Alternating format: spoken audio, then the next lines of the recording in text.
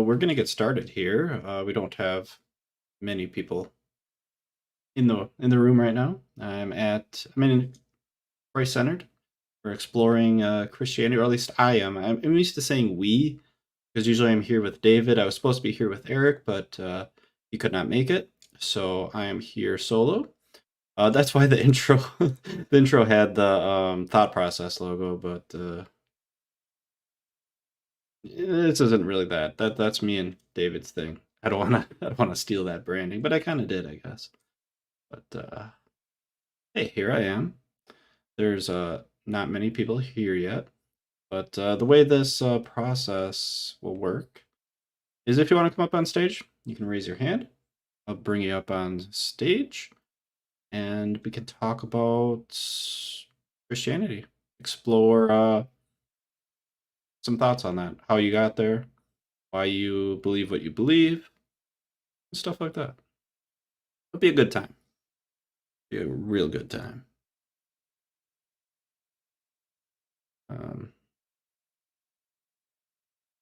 Okay.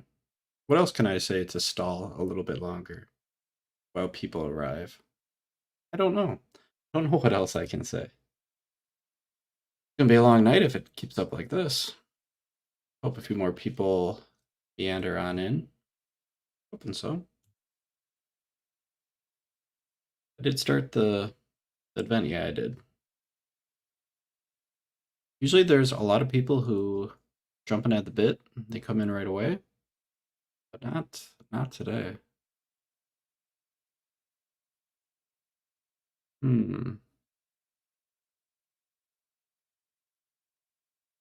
Nitty will join me. See that in the comments here. Okay, Nitty, you gotta come to the room though. Yeah, that's the best way to do this. That's the only way to do this, I think. You know how to get here. Hopefully, Nitty knows how to get here. Nitty, if you want to come, there's a comment with how to get here with an invite. So that's how you get here.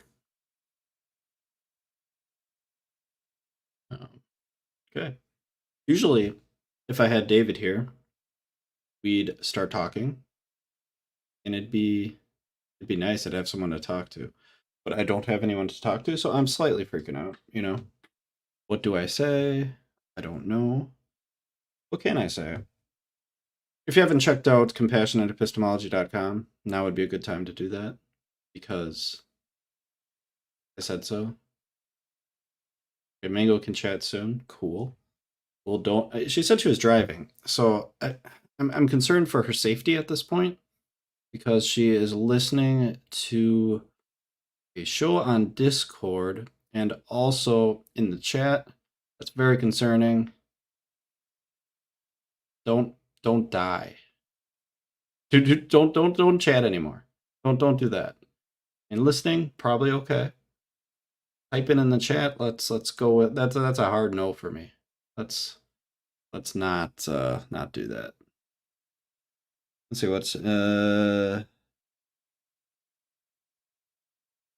trying to get up here. Send it to him in a PM. Hopefully that will get the ball rolling on that. Don't say anything startling, Pierce. Try not to. I'll see if Nitty can come up here. Mango will be coming up here shortly, and I'm going to keep talking till then, I guess. What is there to talk about? ChatGPT is kind of crazy, huh? Imagine like 5 years ago, if I told you that there was going to be an AI that could do practically anything. Like, you'd have thought I was crazy. I mean, I can't do practically anything. I can't build buildings. I can do a lot of stuff. Images, text. Can basically do all your homework. All right, there's another person who joined. So I'm going to kind of explain what we're doing here for the people who just came on in. So if you want to come up on stage, you'll have to raise your hand. Once you raise your hand, I'll know you want to come up, then you can come up. exploring beliefs around Christianity. Uh, Walk me down the path of how you came to believe, and we'll talk about it. Um, that's what we're doing here, or at least we're trying to. And I say we. I'm used to saying we. It's just me today. David's not here. Eric could not make it. He was originally scheduled to be here, but things happen, life happens, and that's okay. Um, so yeah, I'm just chilling by myself now. I think Nitty is trying to get up. Mango is not going to be typing in the chat until she arrives at her destination. And she might come on up.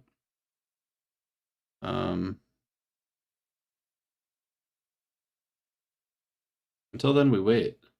Maybe I should talk to ChatGPT. Would that be mildly interesting? Try that. I don't know what I'm going to say. What do you even say?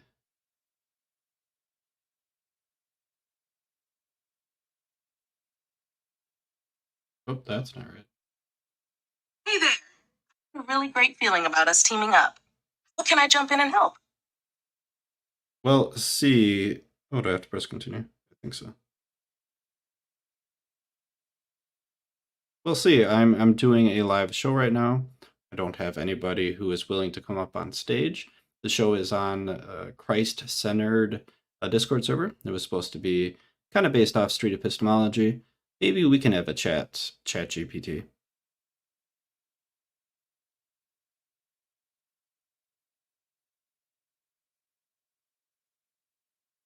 I'd be happy to chat. How's the show going so far? What's the main topic you were hoping to cover? Well, Christianity, because that's kind of where we are. So, that one.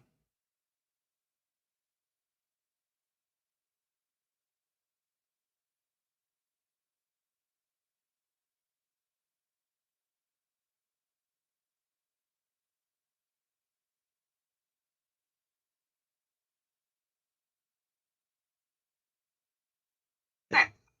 Were you hoping to explore a specific belief? Whoa, stop. Nitty, you made it. Can you hear me? Yeah, I can hear you.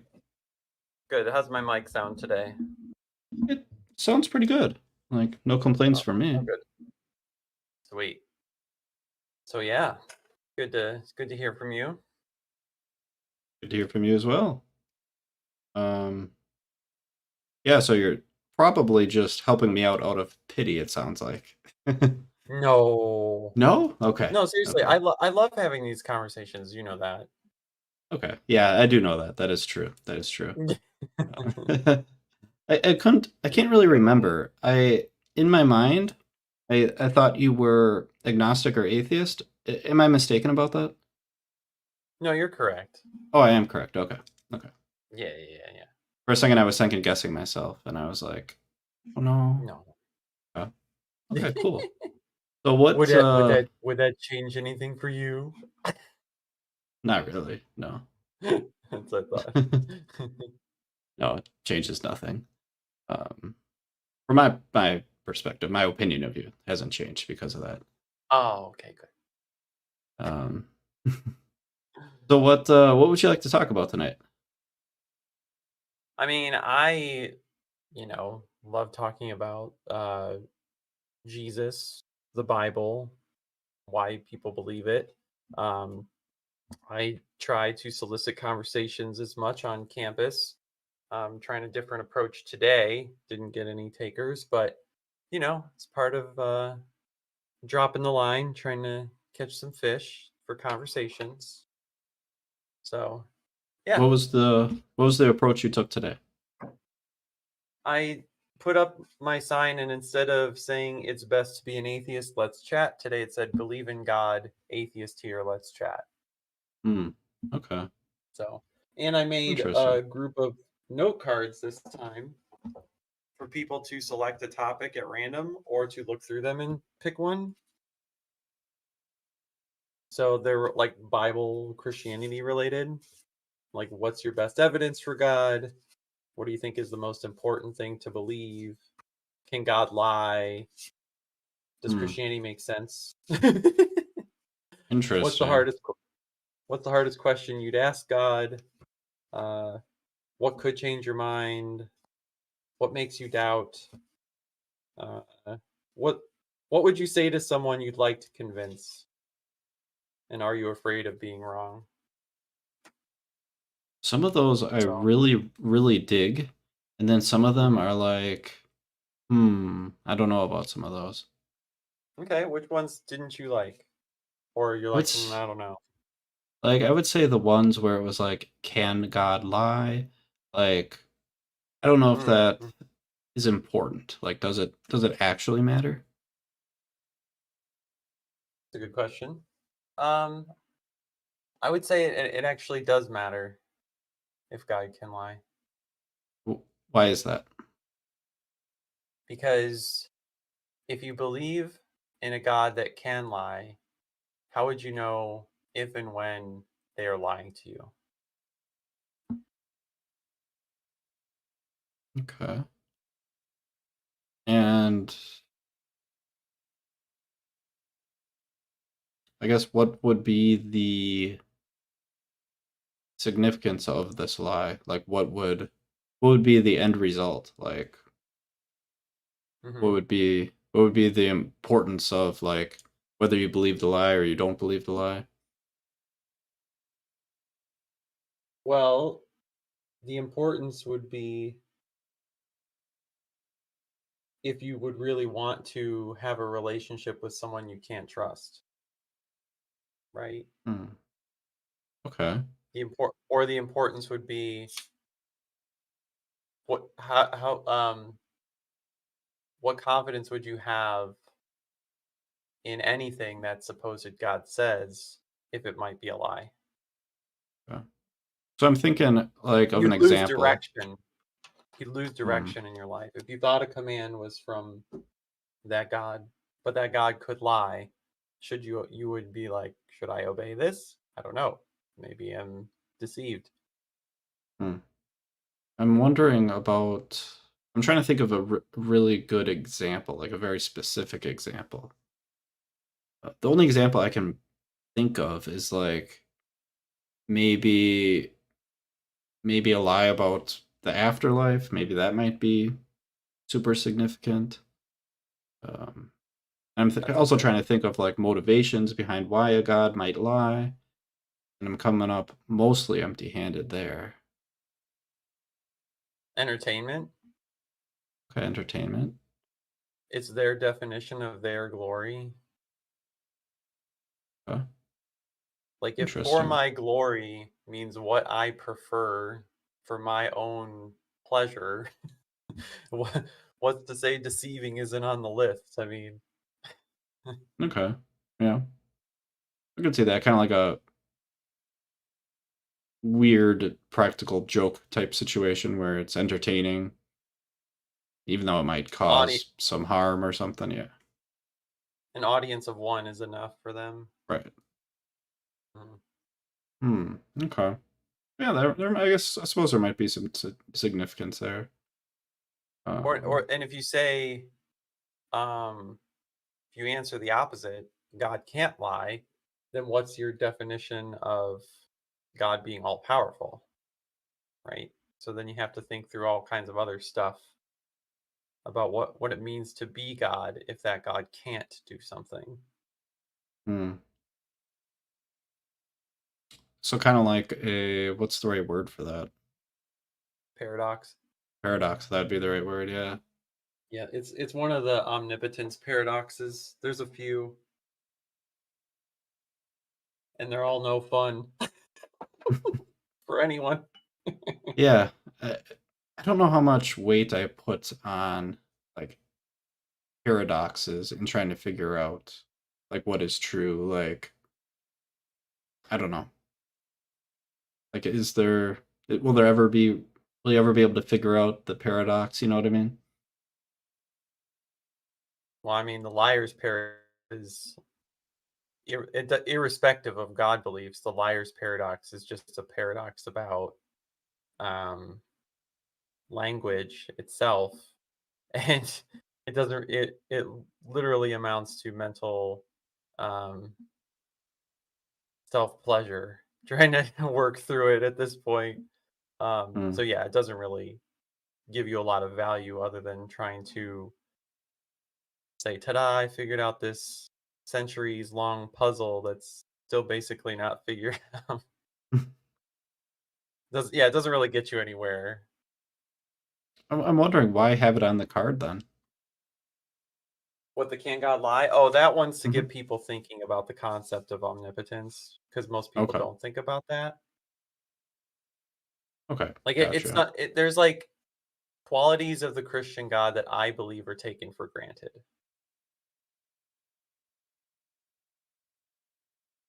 Especially when Okay. you really, really believe it, you take these kind of qualities for granted, or you'll see one in the Bible and you'll cherish it because you don't have it, but you might not think of that quality in relationship to the other qualities or how much that quality like makes sense like overall when you're not comparing it to yourself. So like a good one is, and this is a good thing, like to imagine God as all loving, right? Obviously there are times and situations where I will not be doing the most loving thing, whatever that might be. I might be particularly selfish on one day, and someone will come up to me and say, "Hey, you were acting pretty selfishly and that hurt my feelings." And I can think, "Oh man, well, I know how it feels to not be a perfect lover, and I know how I can be hurt by people who don't love me, but oh, thanks be to God who really loves me, right? Oh, I don't have to worry about, getting being loved perfectly or imperfectly or whatever. I just know he has it." But then, perfect love has its own like paradoxical things to think about. So you'll think about it in good terms in relation to yourself, but you might not think about how, like the implications of that with its other attributes or like to its absurdity, I guess. Okay. Yeah, I think I'm understanding what you're saying. I think I get it. I see why you would place it on the card. I think it opens the door for an interesting conversation. Yeah, Yeah. Would you mind since this event was specifically for talking about the beliefs and how we got to what we believe? Would you yeah, mind sure. talking to me about your disbelief and how you got to there? Sure, I can do that. Cool. Okay, Yeah. Walk me down that so path. yeah, I let's start because there was a time where I didn't believe before I was a self-identifying Christian to a very strong extent. Um, but I'll start maybe in the middle of my strong Christian identity because that gives you a better kind of understanding of how someone can be really firm in their convinced state to being the opposite, if that makes sense. Okay. Sure. Um, so I would say that I really valued, and I still value, taking in as much information as possible and coming to a sensible conclusion with that information. And so when I really believed in God and wanted to follow Christianity, I didn't want to like make it up. I wanted to have like answers for people who had questions. And I knew there were a lot of questions around the Bible. Um, I really liked the idea of being forgiven, having a purpose till the end of time, the idea of having a hope of heaven. And I wanted to make sure that I had all the tools possible to give that to other people. And so I really invested myself in like all different kinds of like uh Bible study, arguments, debates, and ways of teaching the Bible. Um, and I think through valuing all of that stuff, by working with it so much, after a while, I started to see some holes that I couldn't patch up. And over time, one thing that'll happen is that you'll have that kind of dissonance between something that you believe is true, but the evidence seems to say otherwise. And you have to kind of figure out, okay, what am I going to do? Hmm. Um, when you're really involved in Christian community, some people will say, God's using the Spirit to protect you and keep you in the faith through your church. But I would say now that I was kind of insulated from really hearing out the other side of the information by how much church I was doing. Um, and that dissonance got to be shelved away by like other more immediate concerns in my faith, like prepare this Bible teaching, right? Hang out with this dude and like encourage him. Like all these other like smaller things um, were more important than these bigger questions. Does that make sense? I think so. Yeah, there was So these other I was really things. convinced. Yeah, I was really convinced I had things that could be big problems, but because I also believe that God had this mission for me, there were all these more critical things to like deal with, right? Hmm, right. And so I dealt with those. And then um Like when I the didn't mission have as many the mission got what? in the way of trying to figure out these bigger questions. Is that what you're saying? Yes, that's right. Okay, That's right. got it. Because they were always there. And I think people who sit with their faith a long time like have these questions that are always there. And with like the pandemic, things slowed down enough to where these kinds of things, I had the time to sit with them some more. And I eventually came to a point where it's like, okay, well, these holes have gone unaddressed. And, I know all the answers to try and patch these holes. Like I've studied them inside out, upside down, and over the moon. Um, but they didn't seem to be patching. And so I, you know, had lots of times where I felt like, oh, where's God? Why does he feel far away? All that stuff. And one of the adages in apologetics is, well, you don't follow Jesus because it feels good. You follow it because it's true.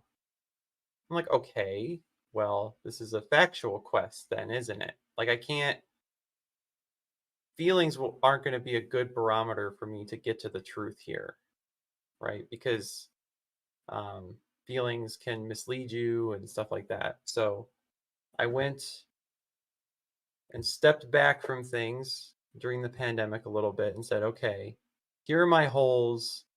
What are people on my side saying? What are people on the other side saying? And which evidence seems more convincing?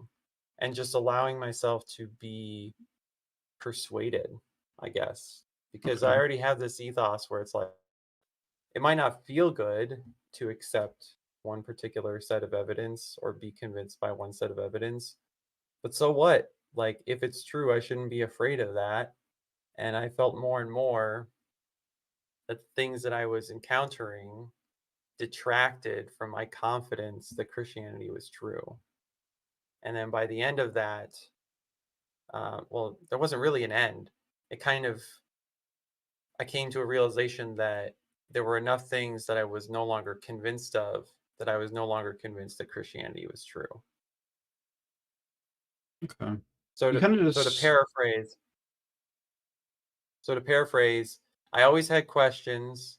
Those questions got shelved. That dissonance got staved, even though I really believed and enjoyed it and all that other stuff.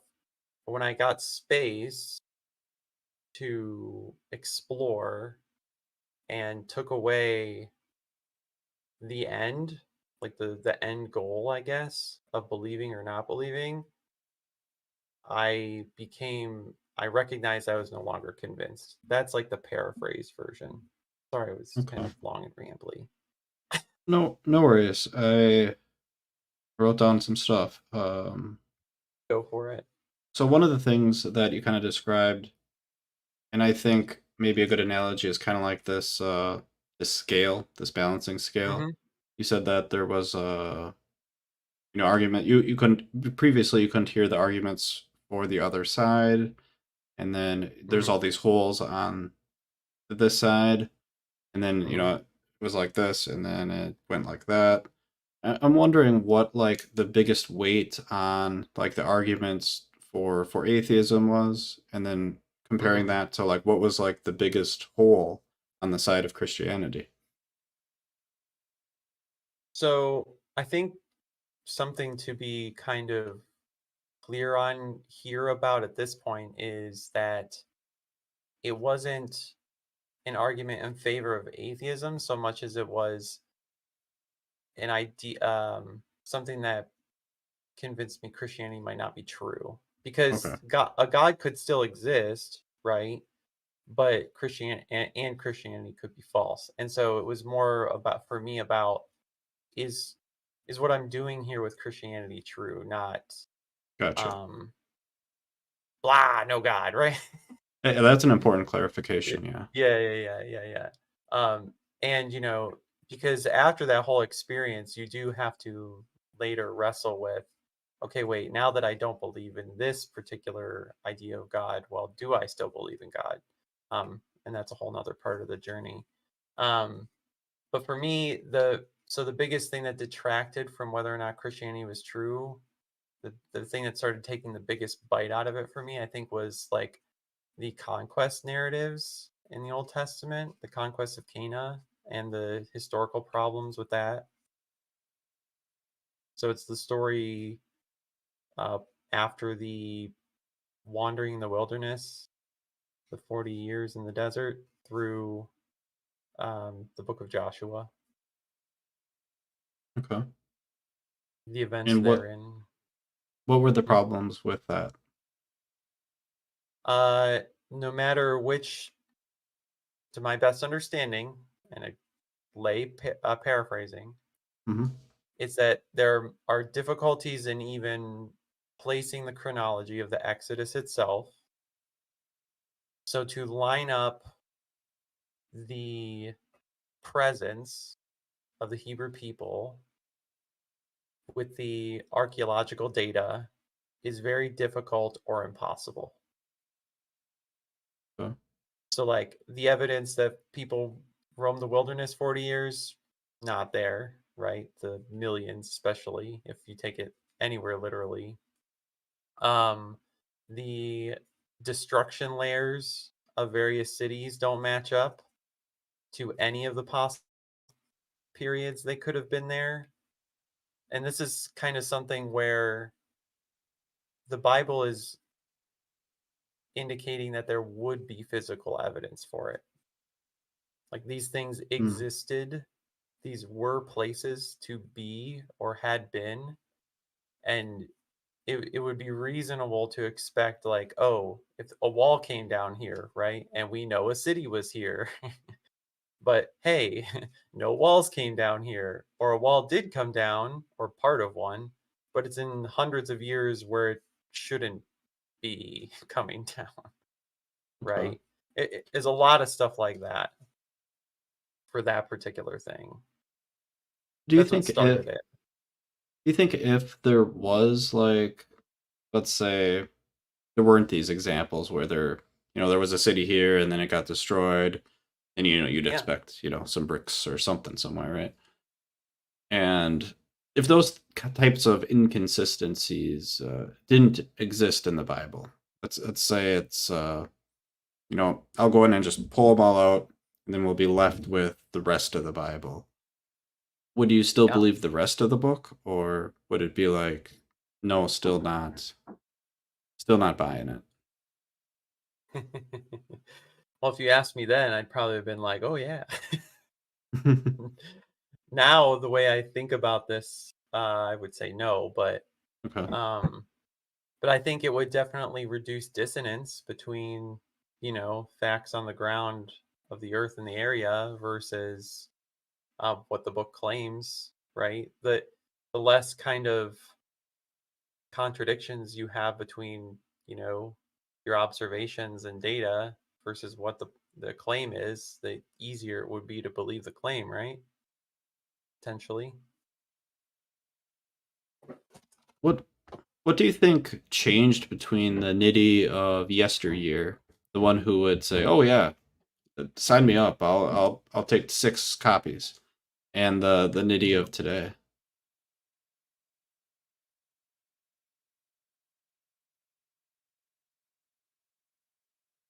It's hard to say just one thing. Mm. Um, hmm.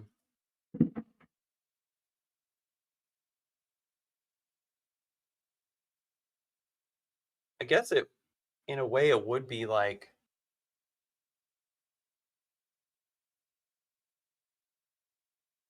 the way I think about these kinds of claims now, I think is the biggest difference. Maybe I'm more skeptical. Maybe I see parallels between these claims and other ones I don't believe. I see them more readily, so it's harder for me to accept one. I think that makes it a little different. I You like don't have an know. What outsider might be perspective, sort of. Yeah, maybe. Yeah, maybe that's it. And I guess another part of it though, this is more um feelings based and anecdotal.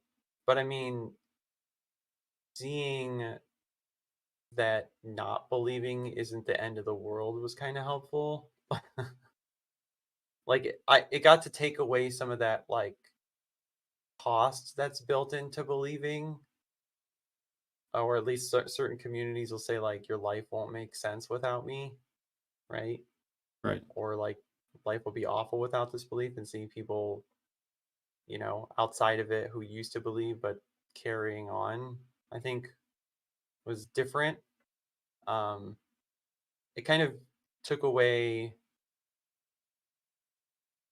the separation I had between, like, it made non-believers, I was able to identify myself more with people who believe differently than them being an other, Mm. if that makes sense. Yeah. Yeah, it So does. It does a lot. that's the bigger change, I think, is that um yeah, there was less of a, I don't know. People outside your current religion, faith system, Mhm. you saw people outside of that as less of an enemy and more as an identity that you could relate to more. Exactly. Yes. And I mean, maybe the algorithm did that to me, right? On YouTube, right? Because Hmm. it's people that, wanted to be lay pastors or were in different forms of church leadership who later looked at things differently. And like I started to be able to identify with people like that who were no longer convinced Christianity was true. And I felt like I could identify with lots of parts of their story about like, oh, they looked into, the evidence of biological evolution and saw that that seemed to produce contradictions for them, or they looked into historical claims, or they looked into textual criticism, things like that. I'm like, oh, wow, okay. Like, I can really understand where you guys are coming from. Cool. Do you think that identity thing, the thing how we like relate to others and I guess try to understand them or see their perspective, like should we ever have others? Should we ever have that type of thinking where it's like us and then it's like another group?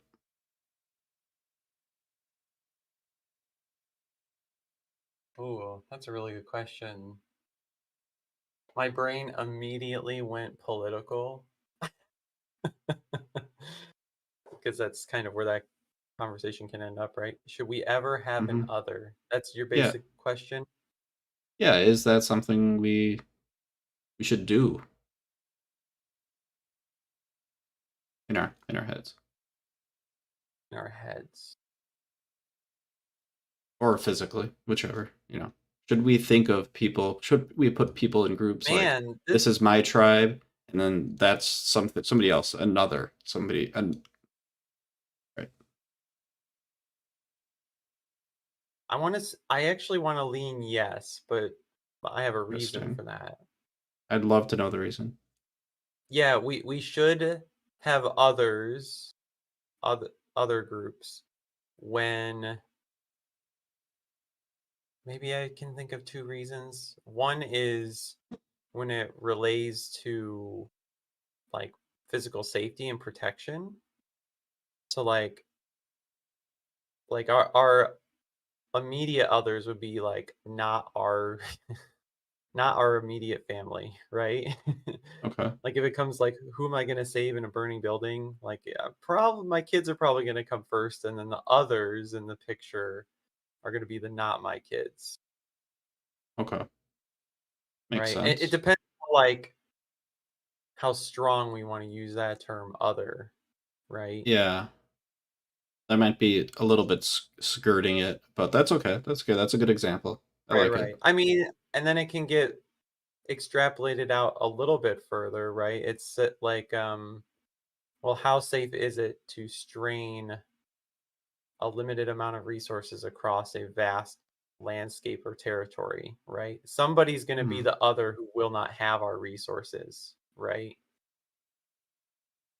Okay. That basically gets into like government, like how much of a group are we going to identify with ourselves and give resources to and it be Got it. practical, right? So that's kind Yeah. of it's like loosely safety, but I mean, if you don't define others then how are you going to maintain order or I don't know. That one's tricky.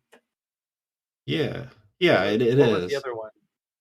Oh, and then similarly, it's like you might want others when it comes to injustice. Now this gets tricky, but if there's like a particular um, group that you know is oppressing another, that they're defining themselves as the other, right? You might not want them Hmm. to be, but they are an other. So you have to treat them as such until you can hopefully fix it. I don't know. What happens if you, in this situation, this injustice situation, what happens Mhm. if you don't treat them like another?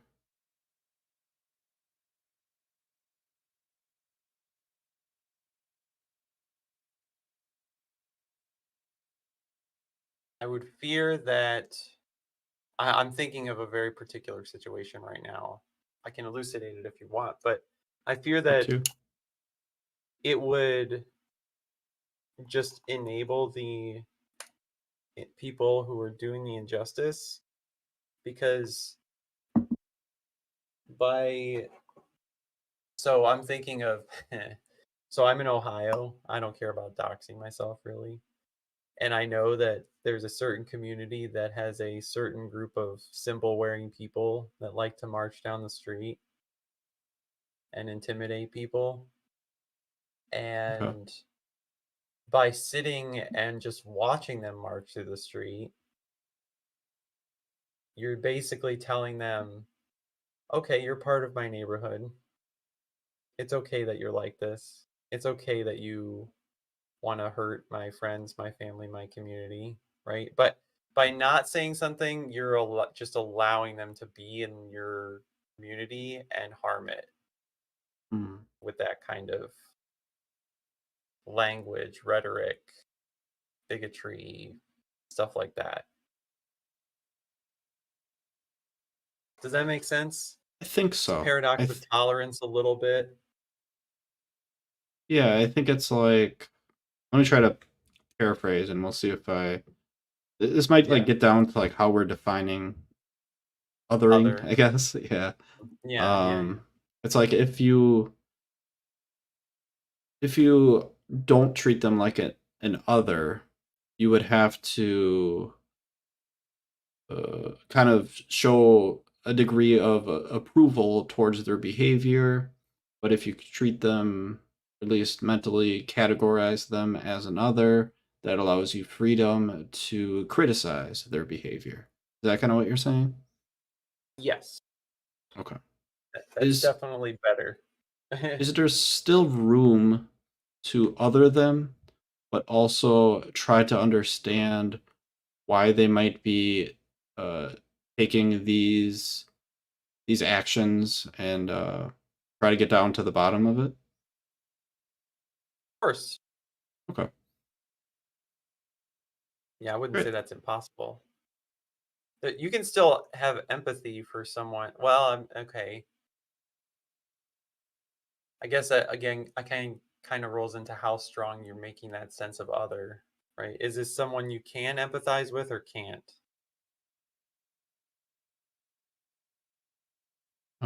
Are you asking? No, that's kind of Okay, a what's the word for that? gotcha. Rhetorical question.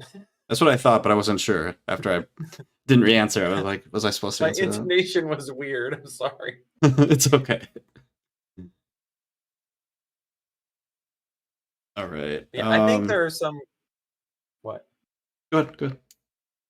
No, I think there are some Christians from my former church that would very much agree with me there that they would want to believe that they are the kind of people who would say something if that was happening around them. They Mhm. try to understand the people, but they'd be like, look, my brother in Christ, can we not be so, hateful and marching down the street? Like, let's not do that. um, and so, yeah, I don't know. All right. Anyway, what were you saying?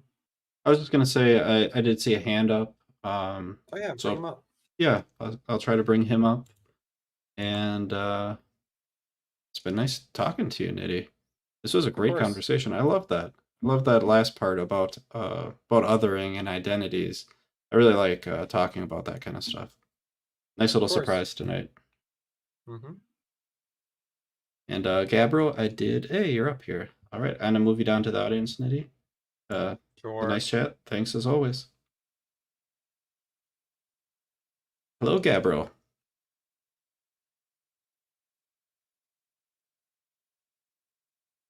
Might have to unmute yourself.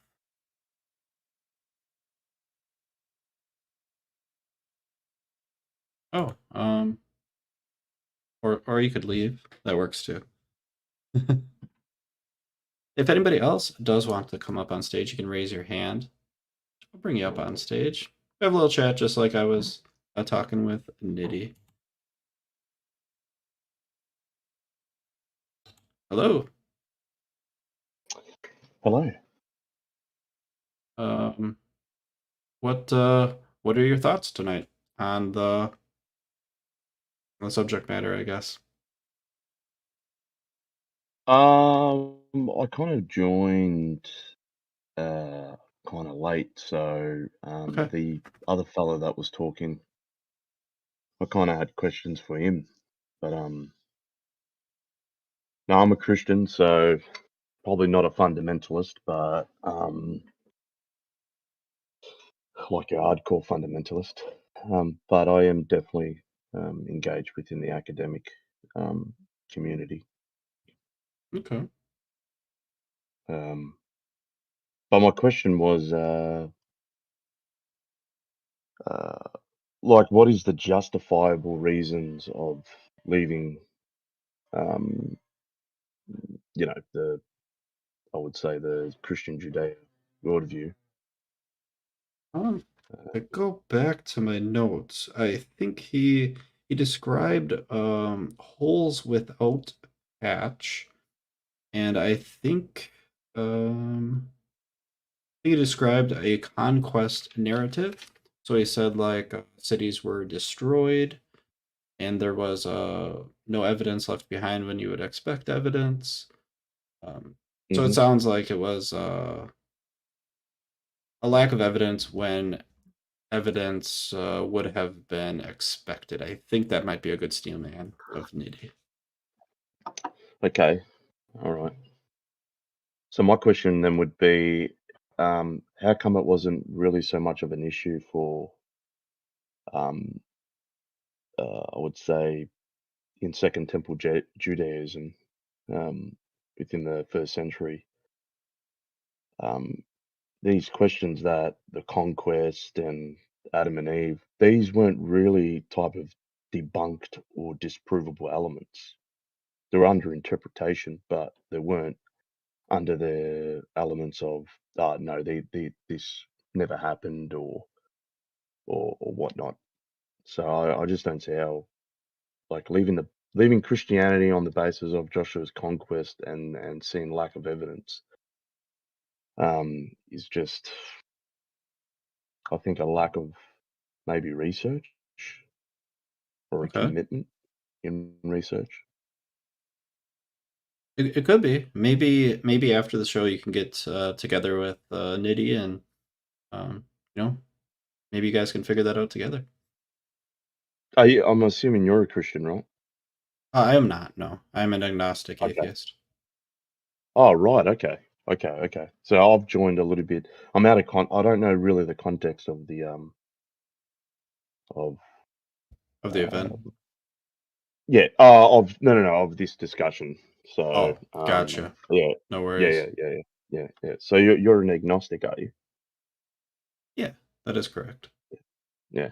Would you Yep. lean towards more agnostic, or would you lean towards more, just say, did you say atheism?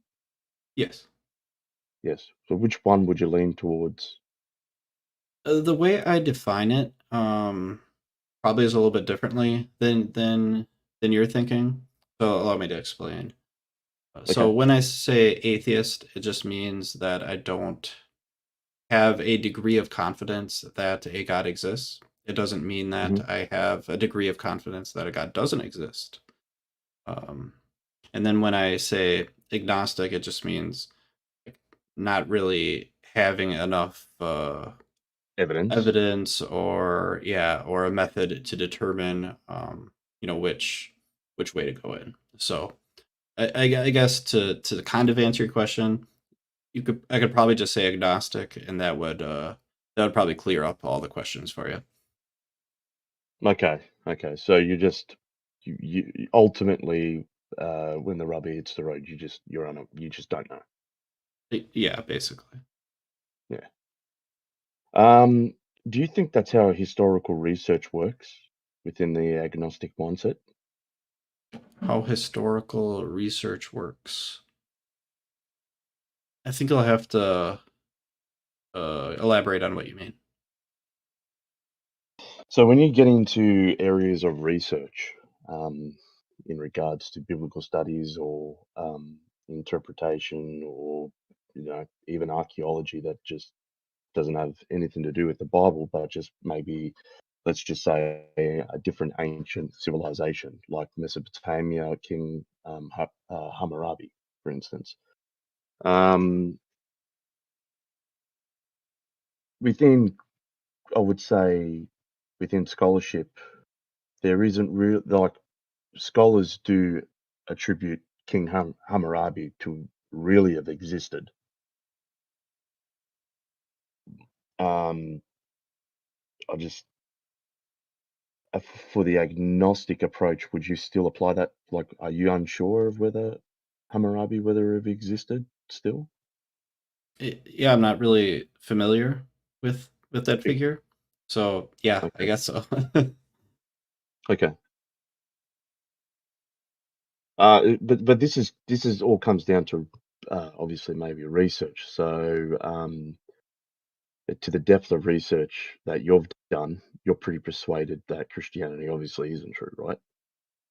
Not necessarily. I mean, there's things that I'm like, well, that doesn't really seem to make sense. But if we pull that part out, like with a syringe, pull that out, Can the rest of it be true?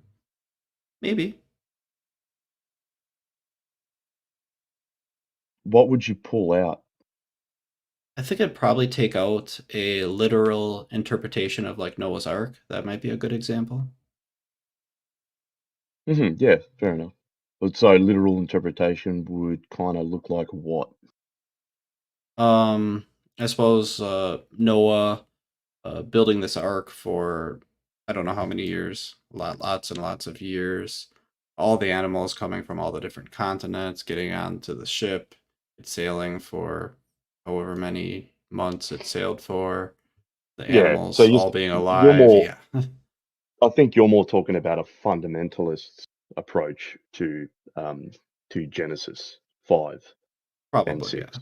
Yeah, yeah. Yeah. Where the whole globe was radically flooded, and you got this massive boat that's bigger than the Titanic per se, and you got every type of animal on there, and it's you got the whole typical movie that's kind of painted by um Noah's Flood. I don't know if you've seen it with Hmm. who's the actor of it again? Um,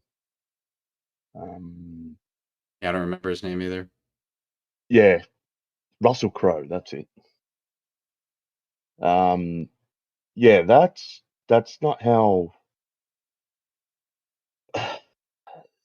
When you get into the areas of Semitical studies and like comparative religions of methodology and all that, like it's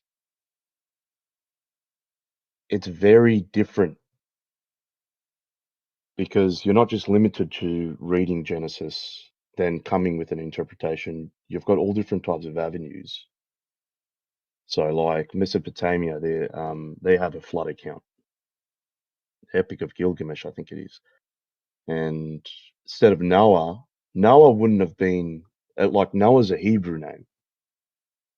So, according to the account of what you read in Genesis, if you were to go far back as to just say a historical Noah, hypothetically, you'll be looking at maybe someone by the name of Ushna-Pishna, which is a an Akkadian name.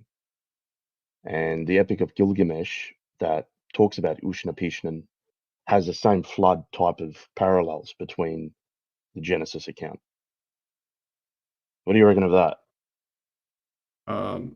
That there's other stories about floods. That's kind of Not, what I'm hearing.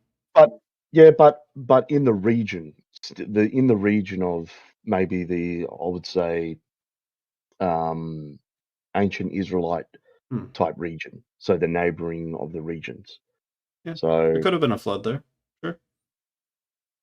it's debatable whether if we're talking about here maybe a localized flood, something that naturally could have happened catastrophically, and the boat doesn't have to be as big as the Titanic. Mm-hmm. It could be like a lot of mythological and theological implements within the text as well, not always historical. So yeah, forgive me when I hear people start talking about there's a lack of evidence for Noah's flood. It kind of sounds like the lack of evidence is not lining up with their fundamental belief of what they were taught as a child. That to me, I have an issue with Yeah, it's not for me. It's not so because much about like specifically regarding Noah's flood. It's not so much about like lack of evidence. It's more about like plausibility, I suppose you could say. Mhm. Right. And what would like I suppose sorry, if go ahead. like somebody could take an interpretation like, well, it wasn't literally a flood. It was a story to tell us about insert whatever it might be. I don't know off the top of my head. But we're not to take it Mhm. literally. Then it's like, oh okay, then uh, cool, I guess. Right. So like Yeah, I think there is like a version of Christianity that like if you interpret it in a certain way, like could it be true? Sure. I guess I don't know. Like that's kind of where I'm at anyway. That's fair enough. Yeah, if you're just still unsure of it and you haven't researched into it, and you've just basically read through the Bible, and you've kind of picked here and there scholars, whatever. That's fair enough. But to get down to the actual I would say the bedrock of all of it. If you were to look into ancient Near Eastern studies and you were to go into that field, um,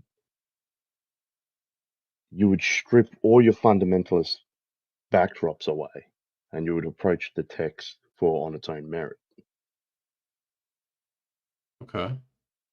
And when you do that, I think that's where you get a real thorough and at least a good, and maybe I could even say, like, where people within scholarship can actually agree upon it, and where it doesn't need to be this agnostic type approach. You know what I mean? I don't quite think I'm following. You said like to strip all your fundamentalist preconceptions away.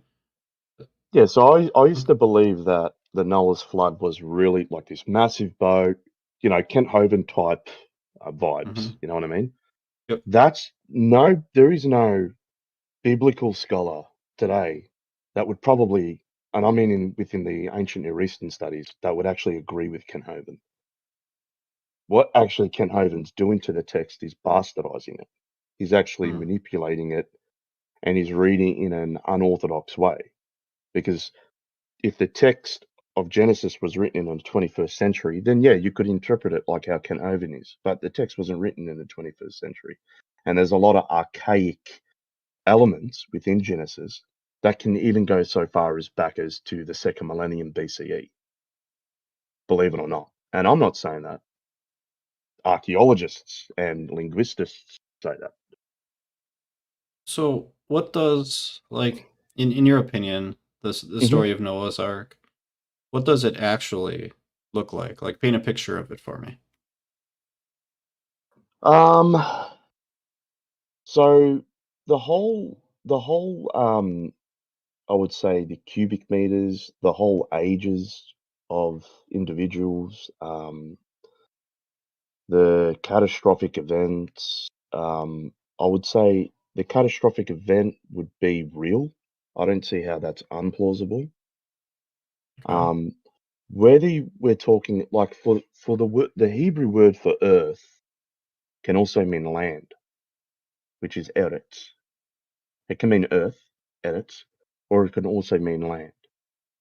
So that two vastly different interpretations there if you were to approach that.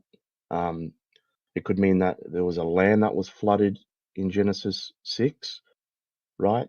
Or 5, I should say, sorry. Or you can interpret it as earth. I think linguistically it's more plausible to say land, but the text's demonstration is not incorrect because the consonants, if you were to go back to the second millennium BCE, a lot of the consonants would be a lot more connected to each other than they are today. So to say that the whole earth was flooded in an ancient Near Eastern mind would make sense, especially if you're only talking about an eastern area that was flooded. That can still happen though. Like you look around the world today, catastrophic events happen. You know what I mean? The only difference is within the text is that God seems to be behind this catastrophic event, and it's the timing that makes it into the miracle. It's the timing, the perfect timing, Okay.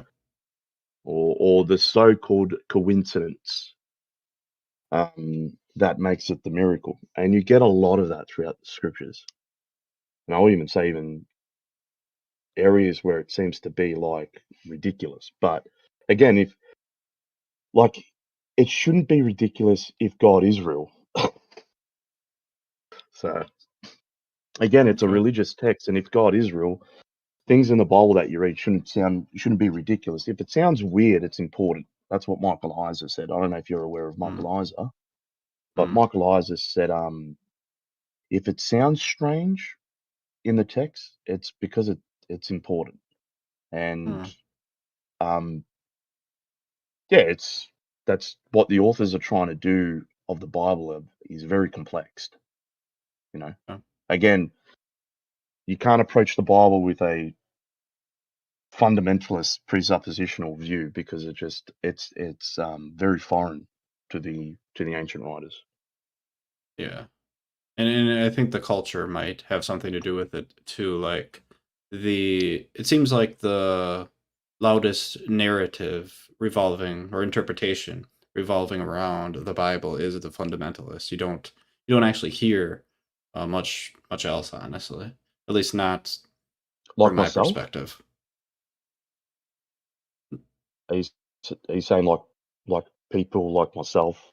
There's not a lot of us in. No, not that there's not a lot, that you're just not as visible, maybe not as Yeah, I well think. heard, Yeah, maybe. yeah. Are you aware of a person named John, a scholar named John Walton? I've heard of the name. I don't know if I could He put a wrote a face to lot. it.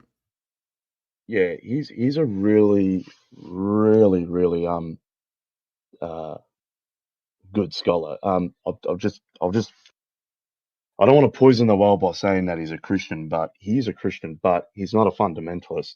And his approach Hmm. to Genesis, especially in regards to the flood, he's done a lot about that and how a lot of fundamentalist Christians have been wrong over the years of believing that, you know, when we talk about Noah's flood, automatically what pops in your head is the movie with Russell Hmm. Crowe in it. You Yeah, know what I mean? And yeah, when I you do. talk about, yeah, and when you talk about like even Moses, the very first things that pop in your head are the movies you've seen of Moses, and it's kind of like, I don't know if you've seen Prince of Egypt No. cartoon. It's like a kids movie for uh, uh like Bible type stuff. Hmm. But you take things like that, and you people automatically would apply that to scripture. So when they approach scripture, they're already coming with these presuppositional interpretations of how to read, obviously, the text. So to me, that's not good to do. It's because that's not what the author intended. So we've got to approach it on that own merit, on the text's own merit. You know what I mean? In regards to Noah, in the Bible, um, Noah would have come somewhere along the lines from Mesopotamia. So the story you find about Noah in Mesopotamia, the flood in Mesopotamia, could be very juxtaposed to the Noah story, what we find in the text. Because there's a lot of parallels, and there's a lot of things that's happening, and a lot of people would assume that there's plagiarism taking place, but it's not. Couldn't be plagiarism because we're talking about an individual culture that is no different than any other culture around itself. There's parallels within Egyptian writings, there's parallels within Canaanite writings. We can't always assume that it's plagiarized. I think that's doing Hmm. like injustice to the Sure. text. We've Mm. gone down a really interesting rabbit hole here. If you don't Hmm. mind, I'd like to steer the conversation in just a little bit different way. I kind of shared Yeah. about myself and why I kind of don't really go in one direction or the other. I'm just kind of like, I don't know, Hmm. right? I'm kind of wondering how you, like, if you could walk me down, if you're comfortable, if you could walk me down Yeah. the path of why you're a Christian. Okay. Well, I think I would say starting from the very point that I'll be honest, I do have bias as well. Um, and I was brought up in a Christian home. I was brought up in a fundamentalist background, Pentecostal upbringing. Saw a lot of crazy stuff growing up in church. Yeah, definitely was brought up in a Christian household. Um, but I kind of got to the point, I think, in my life where um, um, how do I filter all this stuff? And if I were to do it, how would I be able to do it through a particular or reliable lens? And um, I think when I got into like my first Bible study, I wasn't really happy with it because it was like just Bible reading. I wasn't really getting anything. I would say around about 10 years ago, 12 years ago, I started dipping my way into the academia world. So the young fellow was talking about textual criticism. I started getting into that. Started reading up on stuff about Broaden, who was a textual critical scholar. Started researching into a lot of the stuff he done. Great scholar. Um, he hasn't said anything new though that any other textual critical scholar he's been saying. Like the only thing that what I think Bart Ehrman done within, I think, uh, within scholarship to towards Christianity is just open the door for a discussion of at least theologically and also transmittedly. So how the text was transmitted, Okay. originally transmitted. So getting After I got the in, accurate story of what it says rather than an inaccurate interpretation or translation of what it says. That's what well, you're textual saying? criticism. No. Textual Okay. criticism isn't historical research in some sense. Textual criticism is trying to validate or get to the original script or the original writings of the text without having the original next to you. So it's to get to what the original text was said. Then I would say the historical How, approach how would, how does one do that? Is that possible? yeah, it's a form of science, believe it or not, within the textual um, sciences. So basically, how you get to the original is having a great detail amount of defects within the text. So these variants, what you call variants, textual variants. And the more variants that you have, it kind of sounds oxymoronically um, contradictory, but the more textual variants you have is good because you can compare the variants, right, systematically. And the further you go back down to history, the variants start closing in, I if that think I makes get what you're saying. Yeah, so you're comparing the different variances, and sense. you're able to kind of piece back together, back to one document. I guess my question is like, if you're able to piece it back to one document, how does one determine whether that was like the original or just a copy from the original? How does one? Can you repeat that again, if you don't Yeah, mind? so let's say we trace it all back to this one document. We get one document that we can all agree on. All these different variations converged onto this one. We got Mhm. something that we're super confident about. How do we know that that wasn't like um a a copy that was copied from the original? Like, how do we know it's not one that started that chain of copies, but there wasn't uh, other copies before that one? Because I think the data, the earliest manuscript data, it goes is probably as far as back as the second century, I would say. Um, and I think the further you go back to what was originally written, you can have at least a confidence to the original, what was originally written. Um, the text that I would say that the early church fathers quote from seem to be very confident that the text that they're quoting, right, is a very reliable. Um, the only issue I have with maybe just certain, I would say, quotations from the fathers is that they rely upon, I think, sources that don't really help, maybe to go far as back as to the early church. But if you take, for instance, like they discovered manuscripts in Egypt, Alexandria,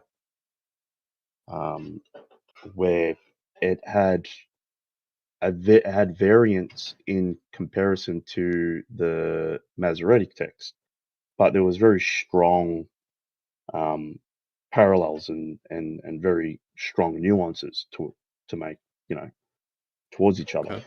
So I would say the state of change through the text throughout the years, you don't see a great amount of change throughout its, I would say its messaging.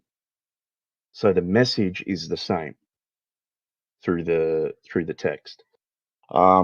Again, you got to go down to maybe areas of like when was the church accepting certain texts. Okay. And yeah, to say that, how do we know what Paul really wrote?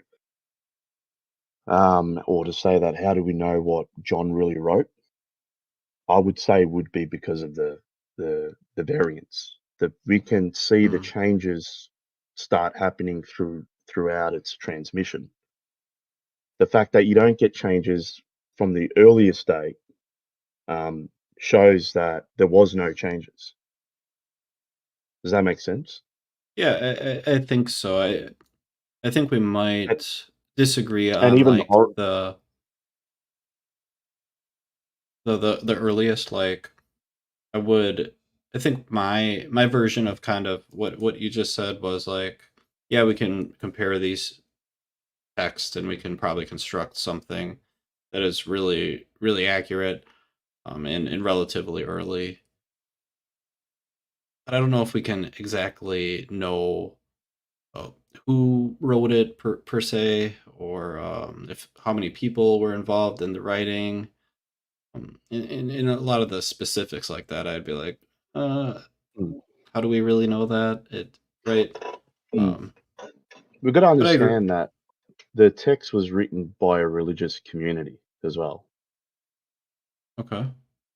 So the religious community, the way how it sprung within the first century, to me, to be completely honest, it doesn't show, um, how can I say, like how you got some religious communities want to kind of like put off like a like, what's the point of the messaging of Christianity then?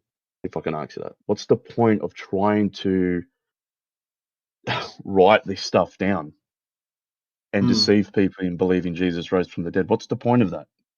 There's nothing deceptive about it. If anything, it's the belief is that you have eternal life.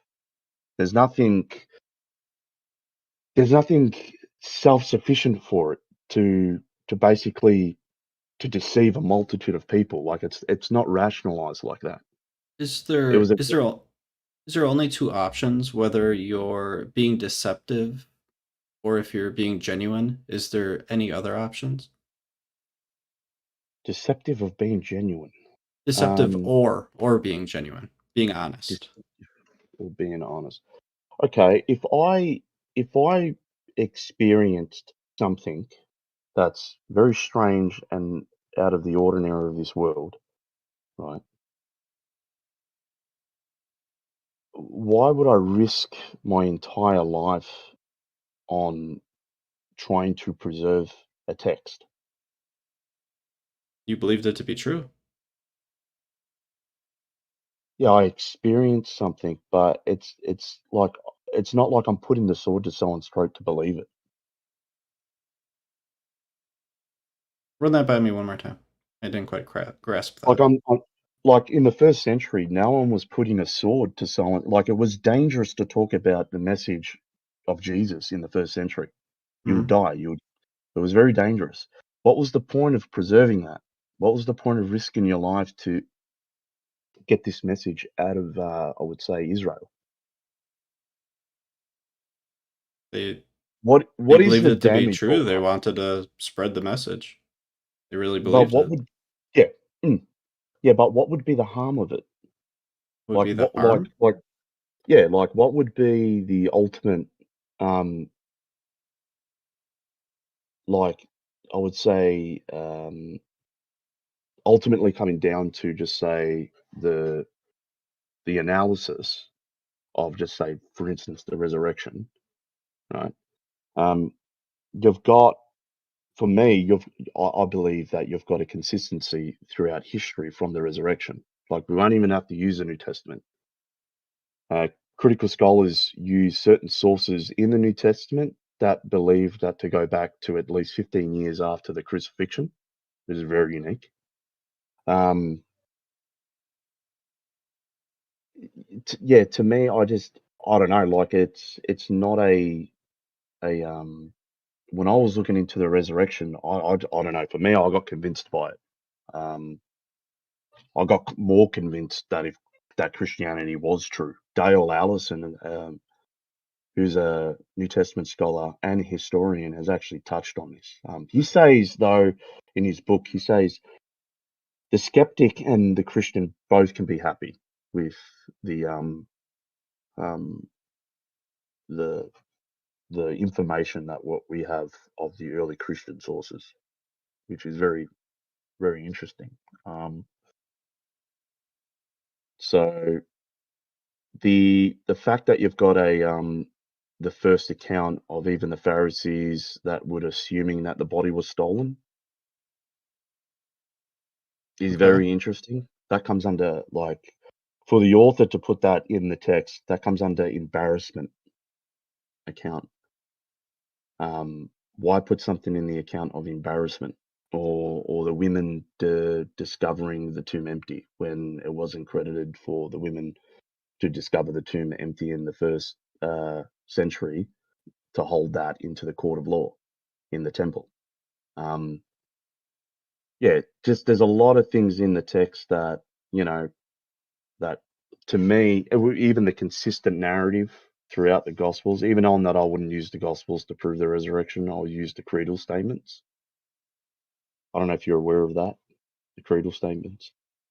No. Are they significant to your Scholarship, yeah. belief? Yeah. I would say to my belief, yeah, but I would also say it's significant, like within critical scholarship, both Christian and non-Christian, it's very important that we've got Okay. these type of stuff. So Paul uses certain phrases that are unique in Greek and very old that critical scholars believe to go back to even months after the crucifixion. Do you find that interesting?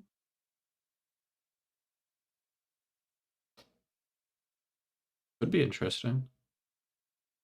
Um, I think I want to go through, if you don't mind.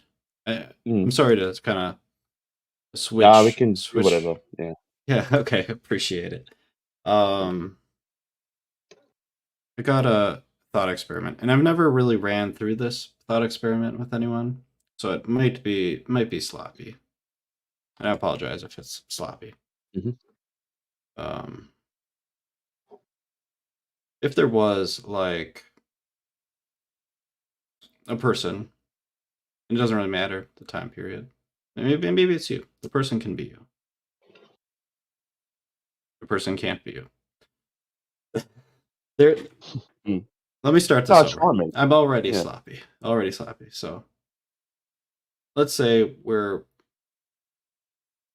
going on a walk and we're able to find this book, and it tells a story, pretty good story.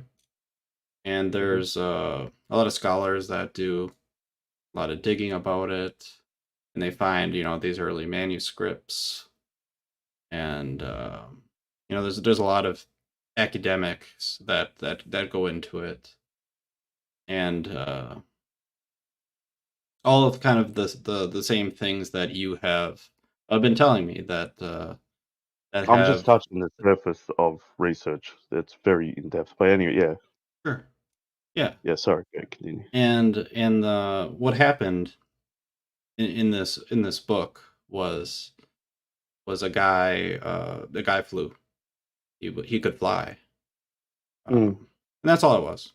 That's all the book was about. He could fly. And what would you think about that claim? I would ask the question on what data do we have around it? What's the Hmm. historical data around it?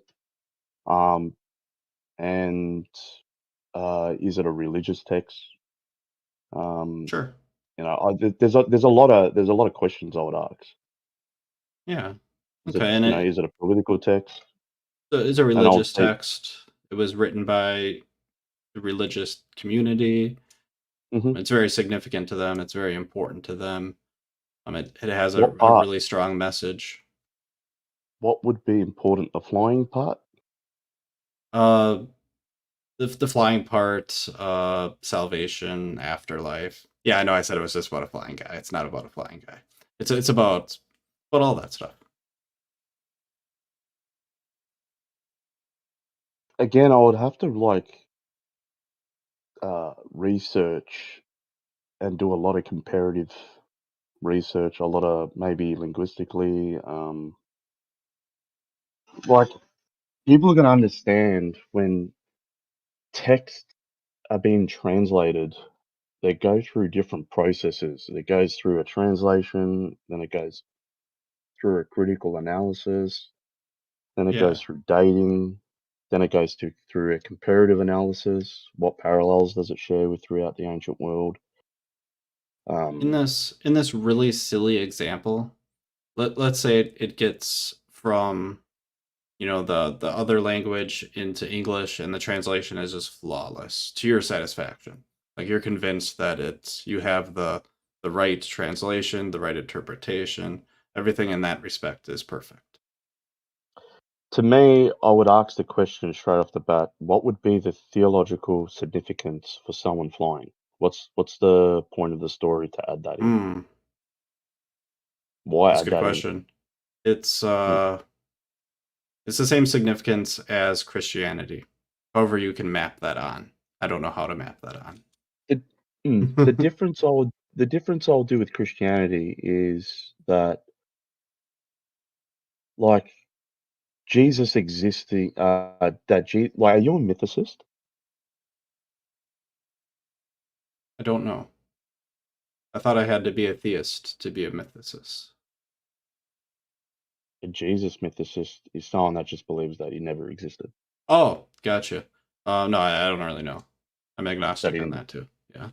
Yeah, yeah. I would say um, with scholarship, people that are agnostic and even an atheists that have given their life to, I would say, at least study um, the historical Jesus. I don't think they come away with a mythicist type belief.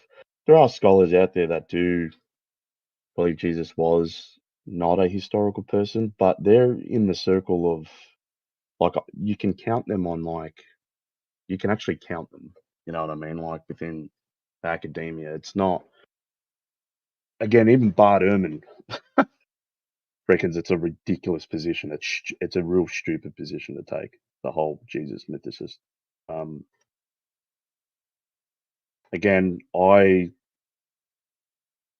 you have to take in extra biblical material, extra secondary first I would say first sources, then your secondary sources um, would be on the table for that. In regards to the resurrection, um, I don't have an issue with it because I'm a theist. So um, the resurrection is a very central belief, not just to Christianity, but to even Judaism. So it's not an unrational theological belief within the camp, I would say, for the Judeo worldview or within Judaism.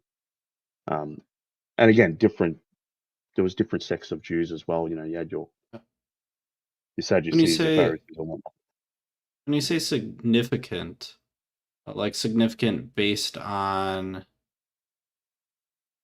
like Well, the Jews believed results. in the well, Jews believed that there would be one day. Certain Jews believed that one day, when the day of the Lord were to come, whenever that would be, that there would be the Uh-huh. resurrection, that there would be this great resurrection.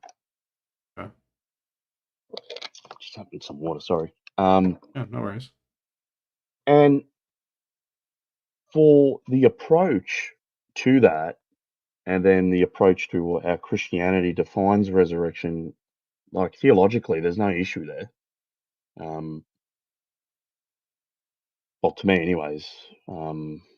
I Like wouldn't see how there's. consistency you're talking about? Nah, Jesus disagreed. Like the historical Jesus was a very controversial figure. He disagreed a lot with the Pharisees, the Sadducees. He agreed with them strongly at times, but I'd say he disagreed a lot with them as well at times, Oh, especially in regards to the resurrection. Yeah. Can I prove the resurrection happened? Probably not. Can I prove that there was a tomb empty and people claim to have seen him? Yeah, sure.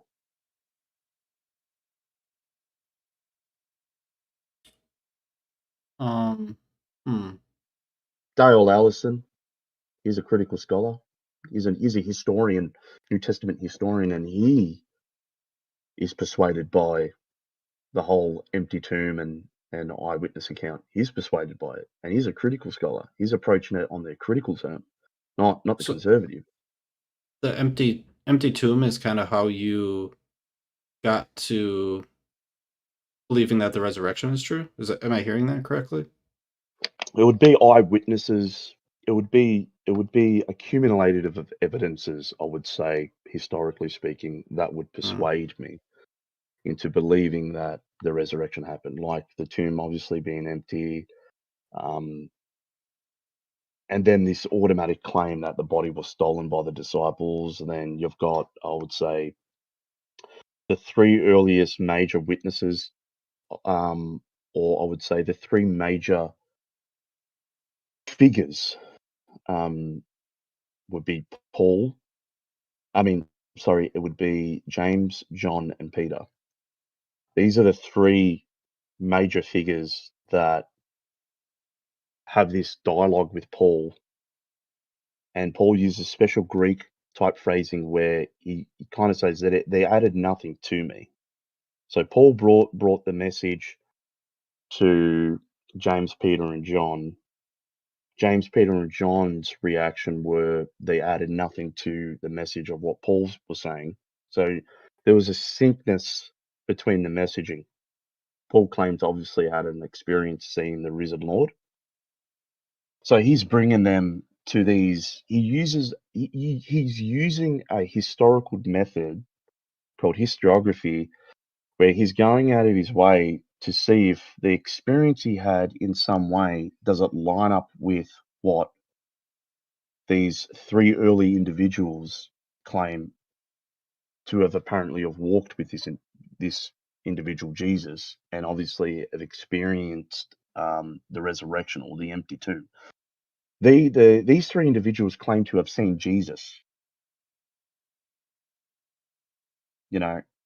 Sure. So yeah, and so does Paul. So does the cumulative of evidence, I would say, throughout Palestine that a lot of people were experiencing um, uh, like appearances of Jesus. Um, the thing is, people say you can hallucinate after you see a dead loved one die. You To mind if me, that is I interject real quick? I don't mean to cut you off. I that's all right. wanna ensure that we're on the right track here. I wonder if we might have jumped off the track, and Yeah, that's sorry. what that's why this question I'm asking. That's why I'm asking this question, because I would like to get to like the reason that that convinced you, and that's why I'm going to ask this question. So with regards to all this academic research, so all this research that has gone that you have either read about or perhaps done yourself, if you didn't have all of Hmm. this academics, would you still believe that Christianity, the resurrection, is true? I should say academic doesn't like not all academic stuff aligns up with obviously my belief. There's it's, Okay. there's conflicting diversity within the academia. My question is, if I go into just say the historical research academia of like of for Jesus studies, the historical Jesus studies, am I persuaded? Am I forced to not believe that Jesus was raised from the dead? And to me, Hmm. I don't see that. So Okay. the question that you asked me just before, if there was no academia to engage within this, my sense would be, if we can't do any critical analysis on the New Testament and we're unable to know whether Jesus raised or not, then my question would be, why then should I leave my faith unless there's an opposing person that wants me to? It's a good question. Yeah. I guess to answer that would be, I mean, you'd have to answer that for yourself, obviously. But I think something good to think about when you're answering that question Because it helps me live a good is, life. okay, yeah, that might be a good reason to stay. It might help Helps you me be with your life. charitable to people. Yeah, it helps me to help Okay. the poor. Helps me to help widows. Helps me. It basically puts me in an area where if I were to take the New Testament, what I've got today, and I were to follow it, I am. It is a command. I'm meant to help widows and orphans. I'm meant to feed the poor. I'm meant to do all these nice things to a dysfunctional community. I'm meant to help the dysfunctional community. That's what the New Testament is telling me to do because they're made in the image of God. The reason Yeah. why to help the dysfunctional community is because we're all made in the image of God. And in Rome, ancient Rome had this thing where if you were born with a disability, some way, you kind of were like cursed by the gods because Mm, maybe you done something wrong or whatnot yeah. in your lifetime. So Christianity flips that upside down completely. I would Sure. say Judaism. I would say the Christian Judeo worldview flips that upside down and says, no, all people are made in the image of Christ. That's the key aspect here. Everyone is made in the image of God. Everyone's made in the image of Christ. Therefore, everyone is important. Yeah, I'm with you there. I think everyone is important. I think it's great to help take care of each other. Hmm. I'm all with you. Can Like you even paint? yeah. Sorry, go ahead. Would you mind painting me a picture of what your views or your what actions you would take if you left Christianity? What would be different? I probably wouldn't be a Christian if I did leave Christianity. If Jesus didn't Yeah. rise from the dead, if evidence came out and said Jesus never rose from the dead, we found his body and all this type of jazz, and just as much as the atheists that are anti-theist, I'm not saying you are, but I'm saying the atheist community that sometimes I have engaged with that have the characteristics of anti-theism, right? Would I would need the evidence just as much as the evidence that they would need. They need the evidence that Jesus we need evidence that he bodily resurrected from the dead, and we need hardcore. I would need some hardcore evidence that Jesus never did. Yeah, Just fair. like that's what might convince you. I'm wondering about like if you were convinced, what your life would look like. What would you still, Probably be a think everybody's spiritualist. important? You'd be a Oh, spiritualist? would I think everyone is important? Yeah. Yeah, that's a good question. To be completely honest, I think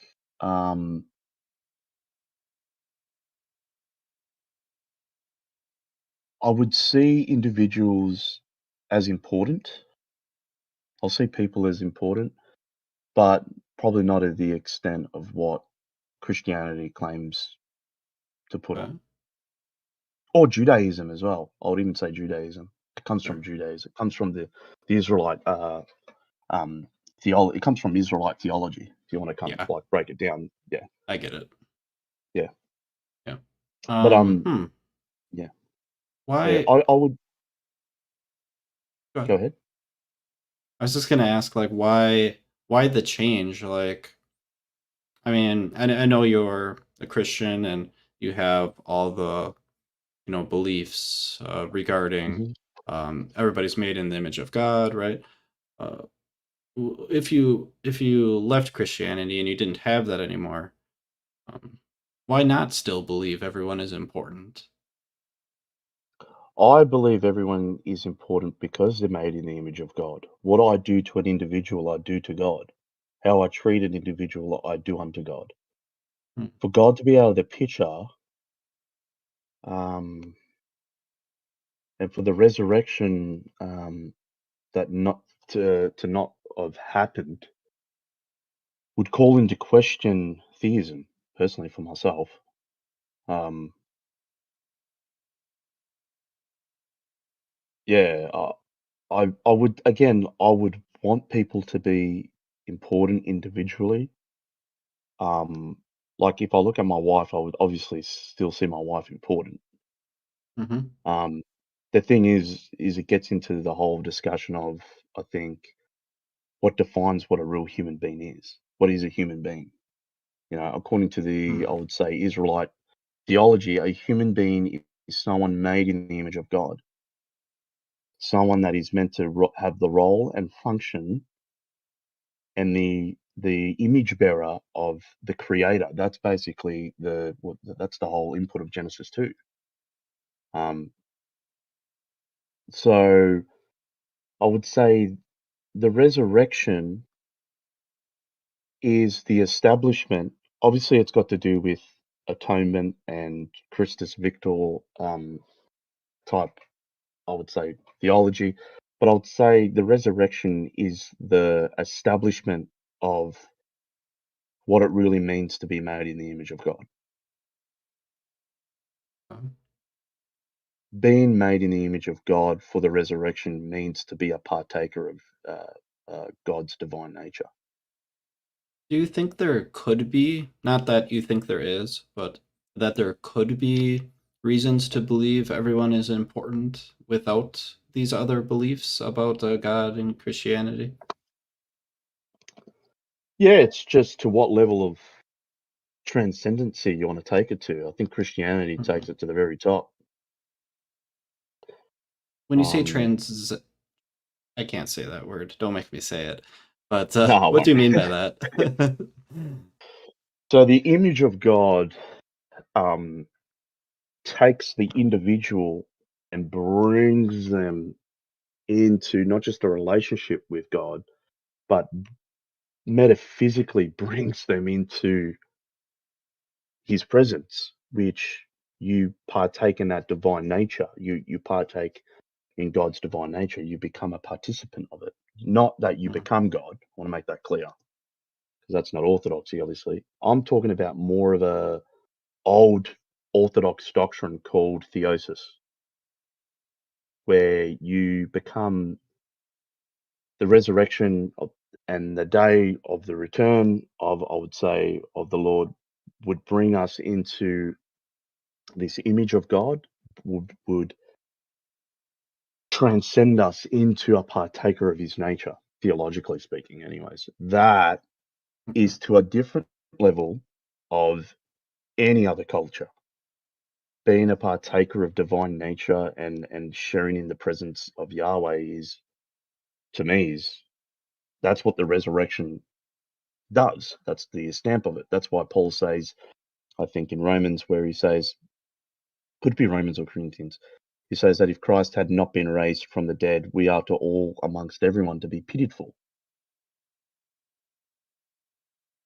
So I It's think just what I'm funny how he says amongst all, that if Christ has not been raised amongst everyone, we are to be just silly. hmm, And we're still dead in our sins, according to Paul as well. So I'm if using someone Paul. had Go on. if someone had a different religion, let's say Hinduism, and because Mhm. of that, they believed everyone was important. Like, would that be a way to get to there to believe that everyone's important? Um, do you think Hitler's important? I think it's an interesting question. Let me take a moment to think about that.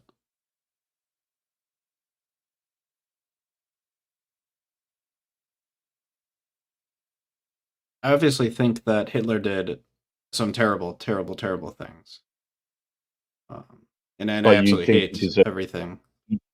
You would Hate think the everything that stuff he that did. he, yeah. Good, good. You can ask the question. But I'm interrupting you. yeah, but he's made in the image of God. Okay. So to my Christian belief, I'm I'm to look at him that he's still made in God's image. That's very Mhm. important.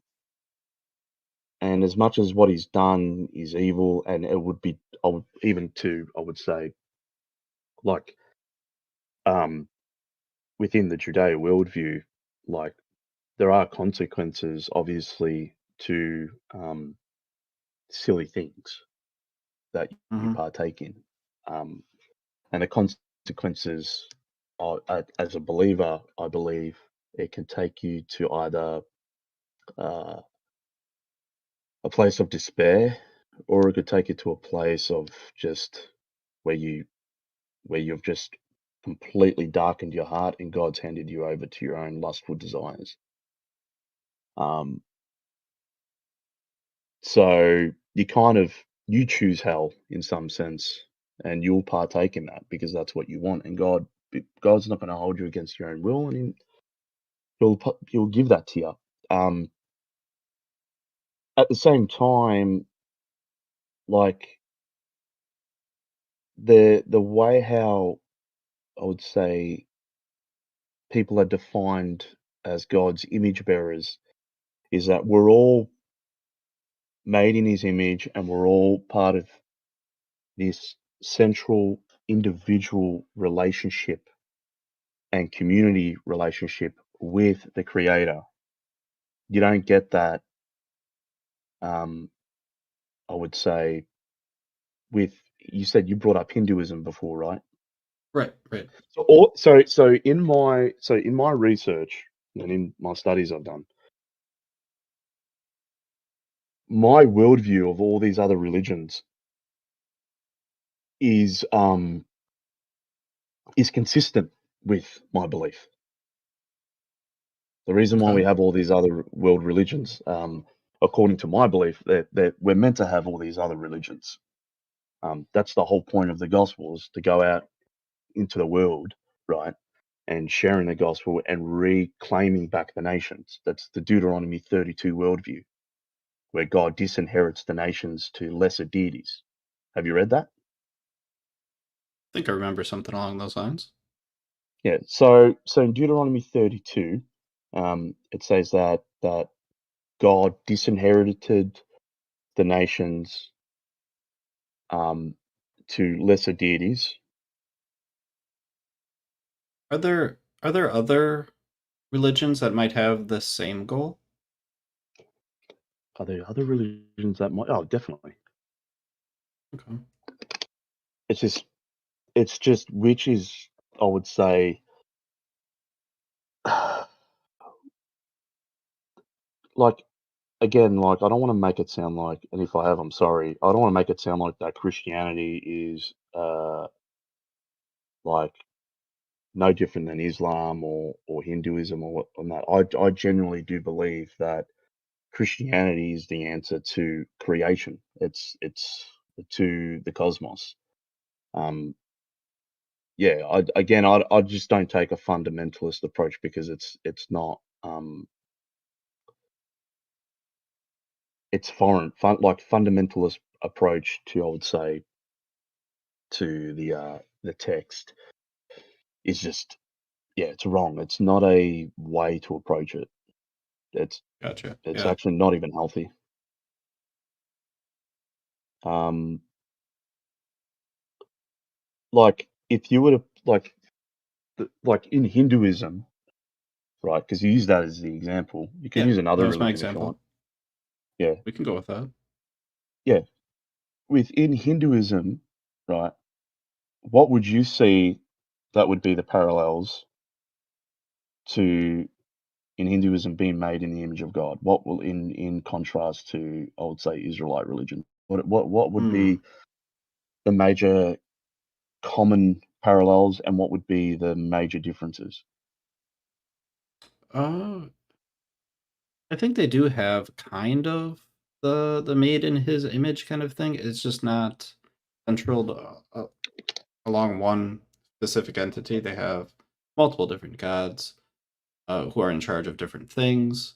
I think there is one that is specifically involved in human creation. I think it might be Vishnu. I'm not sure.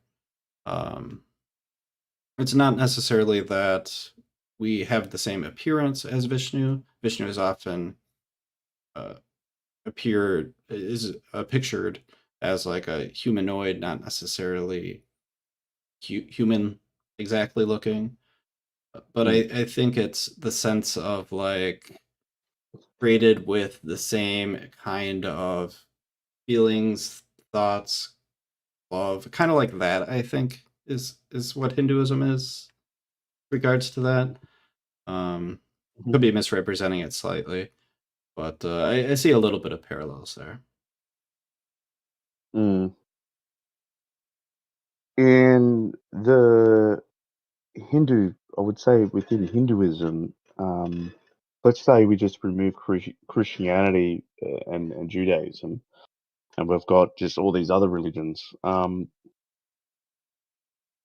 For Hinduism, what would be the importance to follow Hinduism? Why is it important to follow Hinduism? Why is it necessary? Why is it essential? Why would it be that it should be a religion to take serious? Sure. So I think in Hinduism there's something called spiritual retribution, I think it's called. And Hmm. it's where if you are, what do they call it? Something with the heart, like dishonest with your heart. I'm heavily paraphrasing. I don't think maybe that's not actually the term, but it's something where you're disingenuous. Your spirit, it basically brings unhappiness. And if you are genuine, if you get rid of your attachments, if you're let things go, let live and let be, then generally you are happy and you bring happiness. And I think that carries on over into your second lifetime, which sometimes in certain, I don't know if all Hindus believe in reincarnation, but a lot of them do. That carries on over into the next life and the next life and so on. Okay, so what could I then like what would I need? What would I need to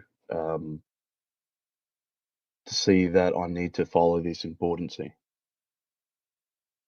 Uh, so that you go on to the next life and that you're happy instead of miserable. Okay, how do I know the next life is real? Um, I don't know. I guess you'd have to ask a Hindu. I don't know. Okay, if a if you were to reverse the tables Hmm. and you would ask a Christian that, he would say the reason why we know is because Jesus rose from the dead. Mm, okay. So there's there's an assumption, and I believe it's valid. There's an assumption throughout, I would say, Christianity, where if you were to really get down to the question on why is this necessary, the answer you would get would be because Jesus bodily rose from the dead, not this zombie type body coming back from the dead, that he was actually glorified. God vindicated him. And if that really did happen, then people should take this message serious. Mm. Don't you? If you like my question to you would be, if Jesus, and I'm not trying to preach to you, I'm just saying, like, historically Go ahead. speaking, like just say, the resurrection, we got evidence where the resurrection 110%, Jesus resurrected from the dead, his body was glorified, and all this type of stuff, and we know. Why should people take that still serious? Because Like there will be people that won't take it serious still. we're under the assumption that Jesus did rise from the dead. That like if we're convinced of that, why is the message important? Yeah, in your world, if you were convinced that Jesus did rise from the dead, what decision would you make? Like, would I be a Christian? Yeah. Probably. Okay. Why probably? I mean, he had to Because rise somewhere. Yeah, but we're talking about, according to Paul, and according to the early witnesses, I would say to the early witnesses of the testimony of who have claimed to have seen Jesus, they, and especially Paul, I should say, they proclaim to at least have said that he have raised from the dead, that God raised him from the dead, and it wasn't like, metaphysically, the body is very different, at the same time very human looking. That's according to Paul. Paul talks about this. He talks about that flesh and blood will not inherit the kingdom of God.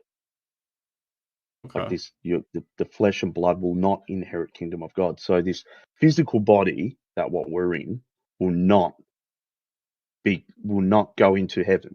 So this is one of the reasons Paul touches on it. He says flesh and blood will not inherit the kingdom of God. So my question then would be, why is the resurrection significant to Christianity, and why is it essential to its foundation? And why do people need to hear about it? Why is it important? Why is resurrection? Why not what you said before, flying body in the sky? Or like what the Gospel of Thomas says, that Jesus's body was so big, the disciples couldn't see his head because it was so far up in the clouds. Like, So I think the significance would be that because it's the historically true. sacrifice, right?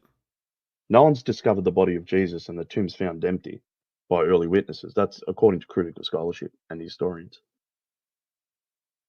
So the significance would be the sacrifice, right? That's what you're.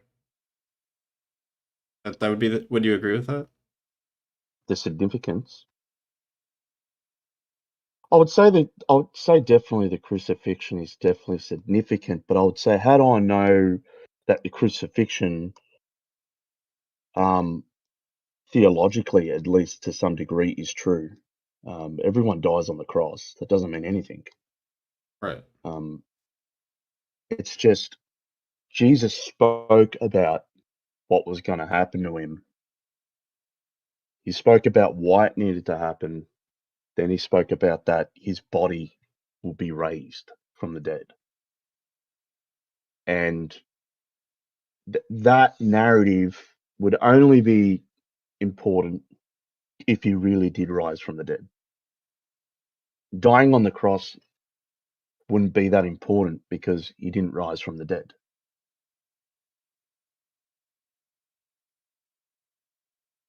Okay. Whatever Jesus said wouldn't be important if he didn't rise from the dead. Because the whole idea that he did rise from the dead, it was the sign of God's approval, stamp of approval of vindicating Jesus. Like if the resurrection really happened, that's a thorn in the flesh for the unbeliever. I'm just sorry to say, but it is, because now what's got to happen is, how do you explain away something that violates the laws of physics, that somehow metaphysically it just doesn't make sense. That's actually interesting. Yeah. How do we explain something that doesn't make sense? What is the best position to take when you discover something that doesn't make sense? I try to at least approach it from a scrutiny point. I'll put it under scrutiny, and if it comes out reliable, comes out reliable. If it doesn't, then it's not worth really continue to go down that road with it. Especially if What I if understand genre, what the genre is. If the genre is claiming to be historical, if that's the genre, um, if the genre is meant to be in the historical element, then to me it wouldn't make sense um, to really follow down the road of if Jesus never rose from the dead, then I would probably just be like a spiritualist of some sort. The why is fact why I that? would be, personally, I've experienced things in my life. I've been around people that have experienced certain things in a religious context, um, where I'm like, yeah, this is wholly differently other than something that's just natural. This is definitely not a natural element. Hmm. How The could we Craig know if it Keener. was natural or something else? Yeah, it's a good question. L- how how would you then, like, for instance, if the resurrection? Sorry to keep going on the resurrection, but that's the foundation of Christianity. If you were to remove the resurrection, you would remove Christianity. You know what I mean? Hmm. You don't get that within other religious beliefs in some sense. In some sense, um, but yeah, like I would see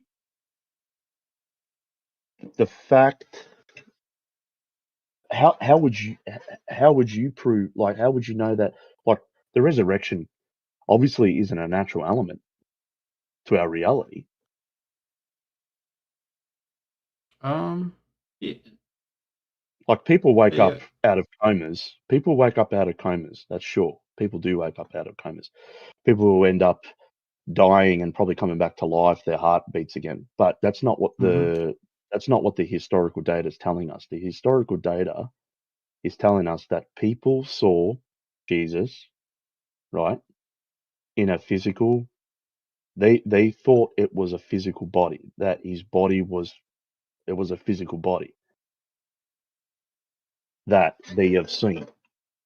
Um, Paul obviously talks about it not being a physical body, but it is a physical body. It somehow it's metaphysically it's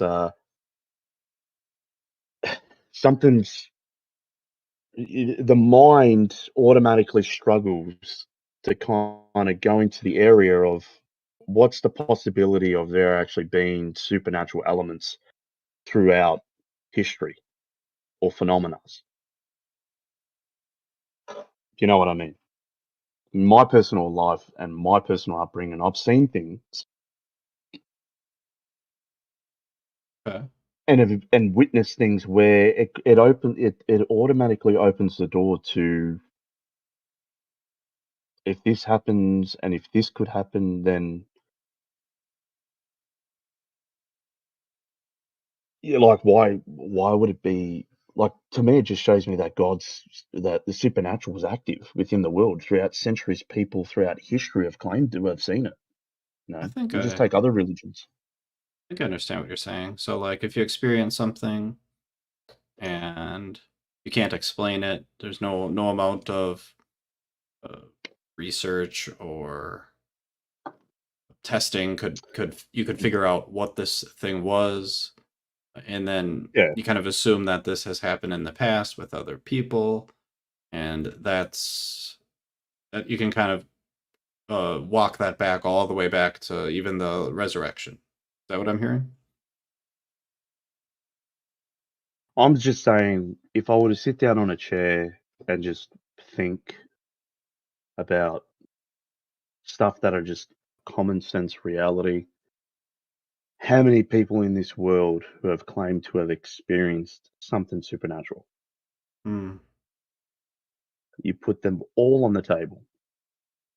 Obviously, not all of them are going to be right. Some of them are going to be probably a misconception of something they thought that was natural.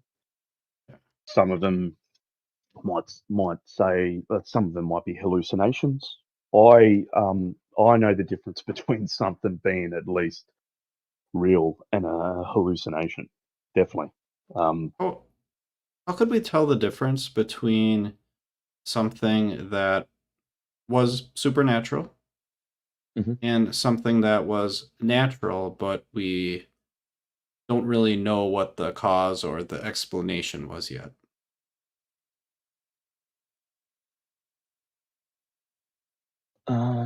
Let me just process that. Uh,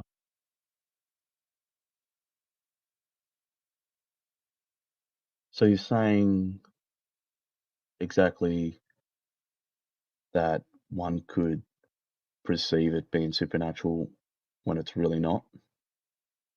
I guess I'm asking, is that possible? Yeah, definitely. Huh? How do you know that's not the case with you? In regards to what I've experienced, Hmm. because I would say it's not natural for something to break through my like would you think it's natural for someone to rise from the dead? Uh, Generally, no. Like we're Like, talking about a glorified resurrection here, like glorification, like a whole different, like within the New Testament, it even shows differences between Jesus' resurrection and a normal resurrection, like being raised from the dead. Um, so a resurrection to me doesn't sound natural.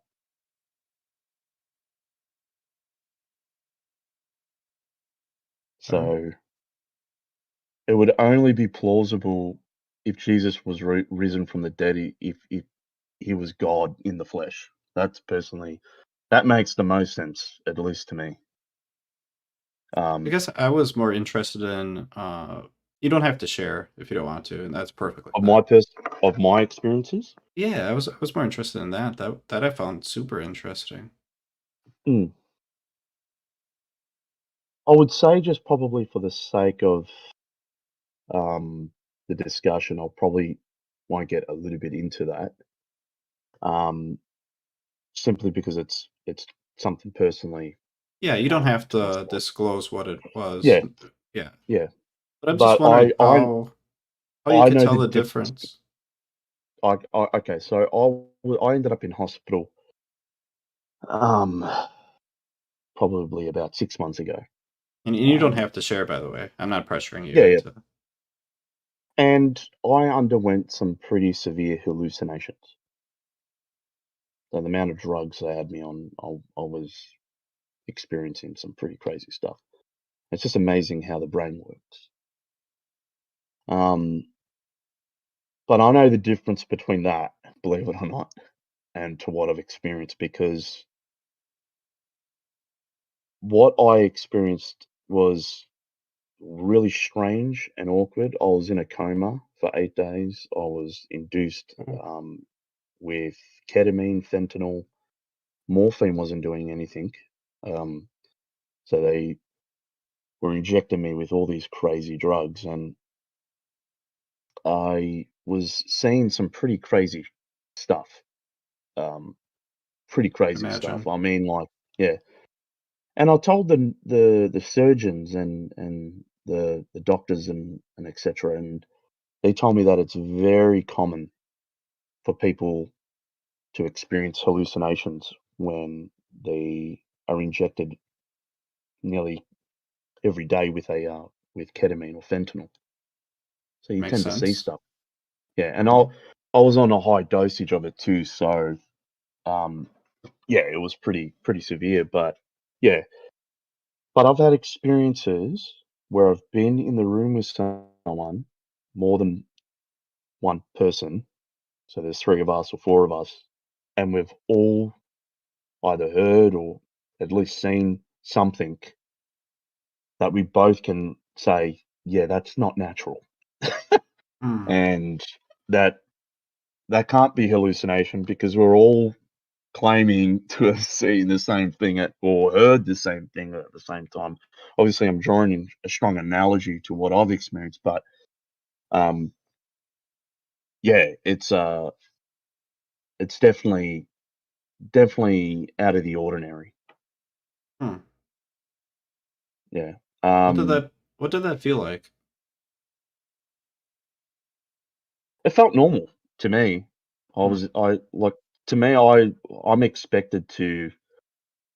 We live in a very strange world.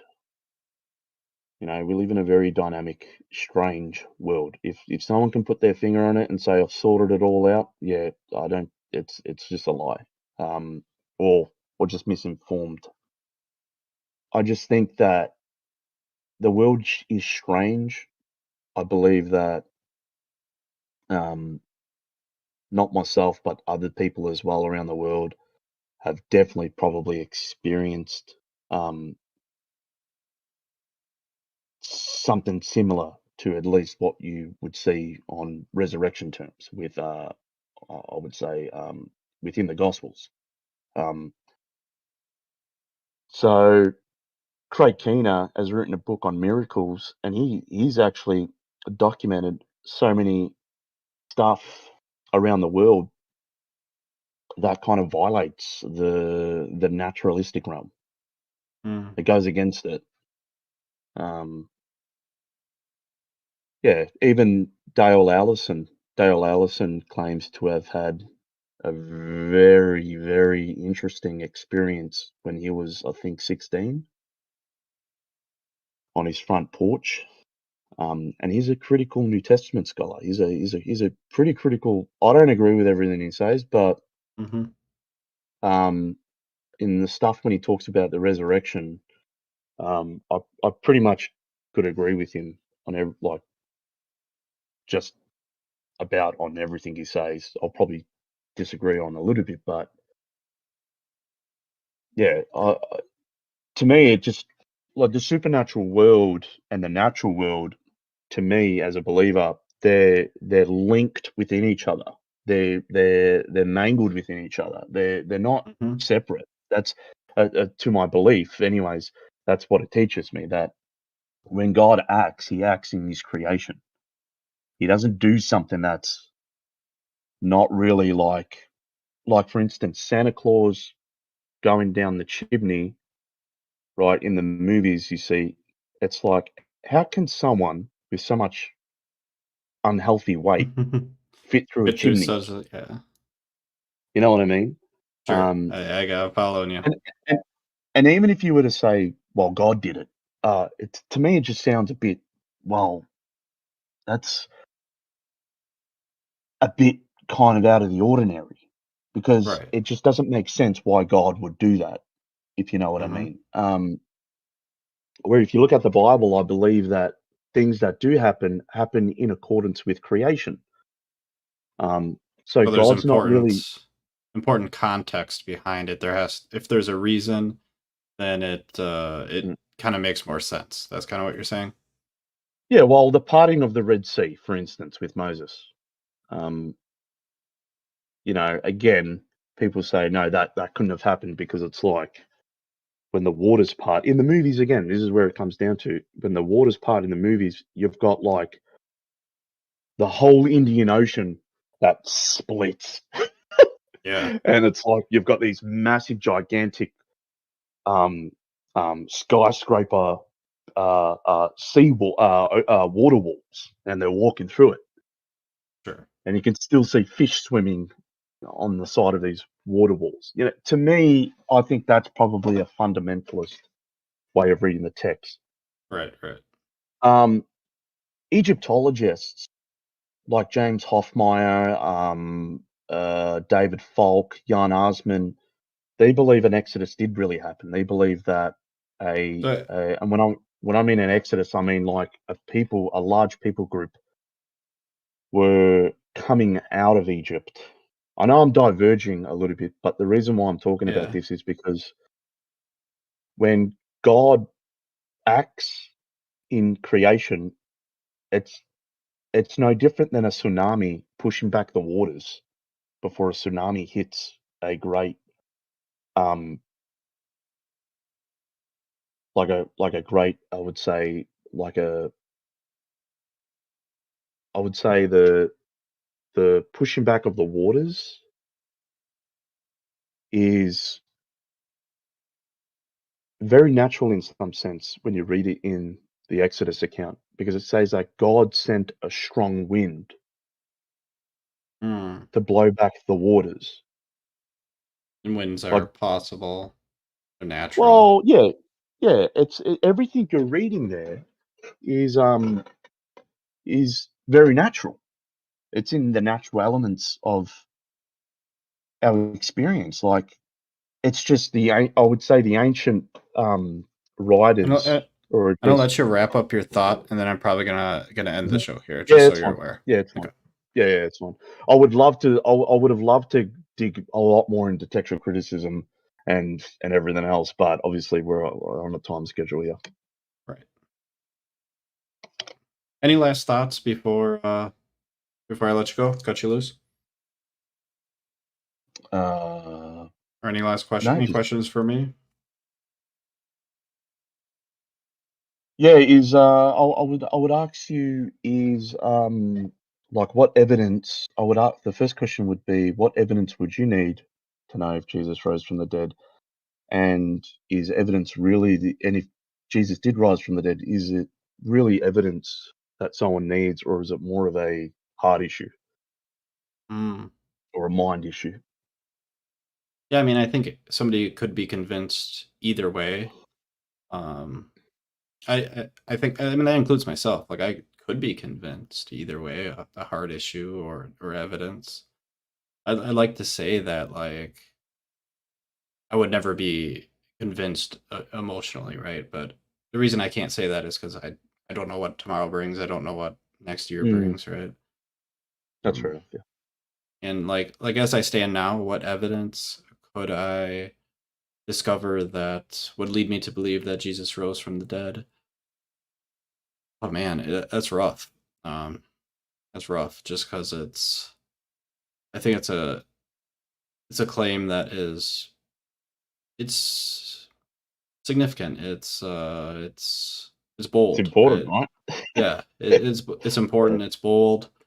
And how do you go about figuring that out? I don't even I don't know, right? That's kind of where I'm at. Well, all I can say before I get off is that I encourage you to do at least historical research in Jesus studies All right, I'll look into and it. draw your conclusions off that. All right, sounds good. All right, it's been nice Awesome. chatting with you. Really appreciate it. That was a great No worries. conversation. No worries. All right, let's get on with the rest of my night here. Hopefully, everybody watching enjoyed the show tonight. Just me up here. No David, no Eric. Hey, it turned out pretty good. But lastly, I just want to say David was in the chat here, and he indicated that I absolutely murdered Hinduism. So any Hindos out there. I'm sorry that I so poorly misrepresented. Yeah, today, David. I apologize for so poorly misrepresenting your religion. I really do apologize for that. I was just kind of going off the cuff and hopefully getting it right, but I indicated that I got it way wrong. So I apologize to all you folks out there. But yeah, anyways, that's it for me. I gotta go to bed. I want to get some decent sleep tonight. So see you guys.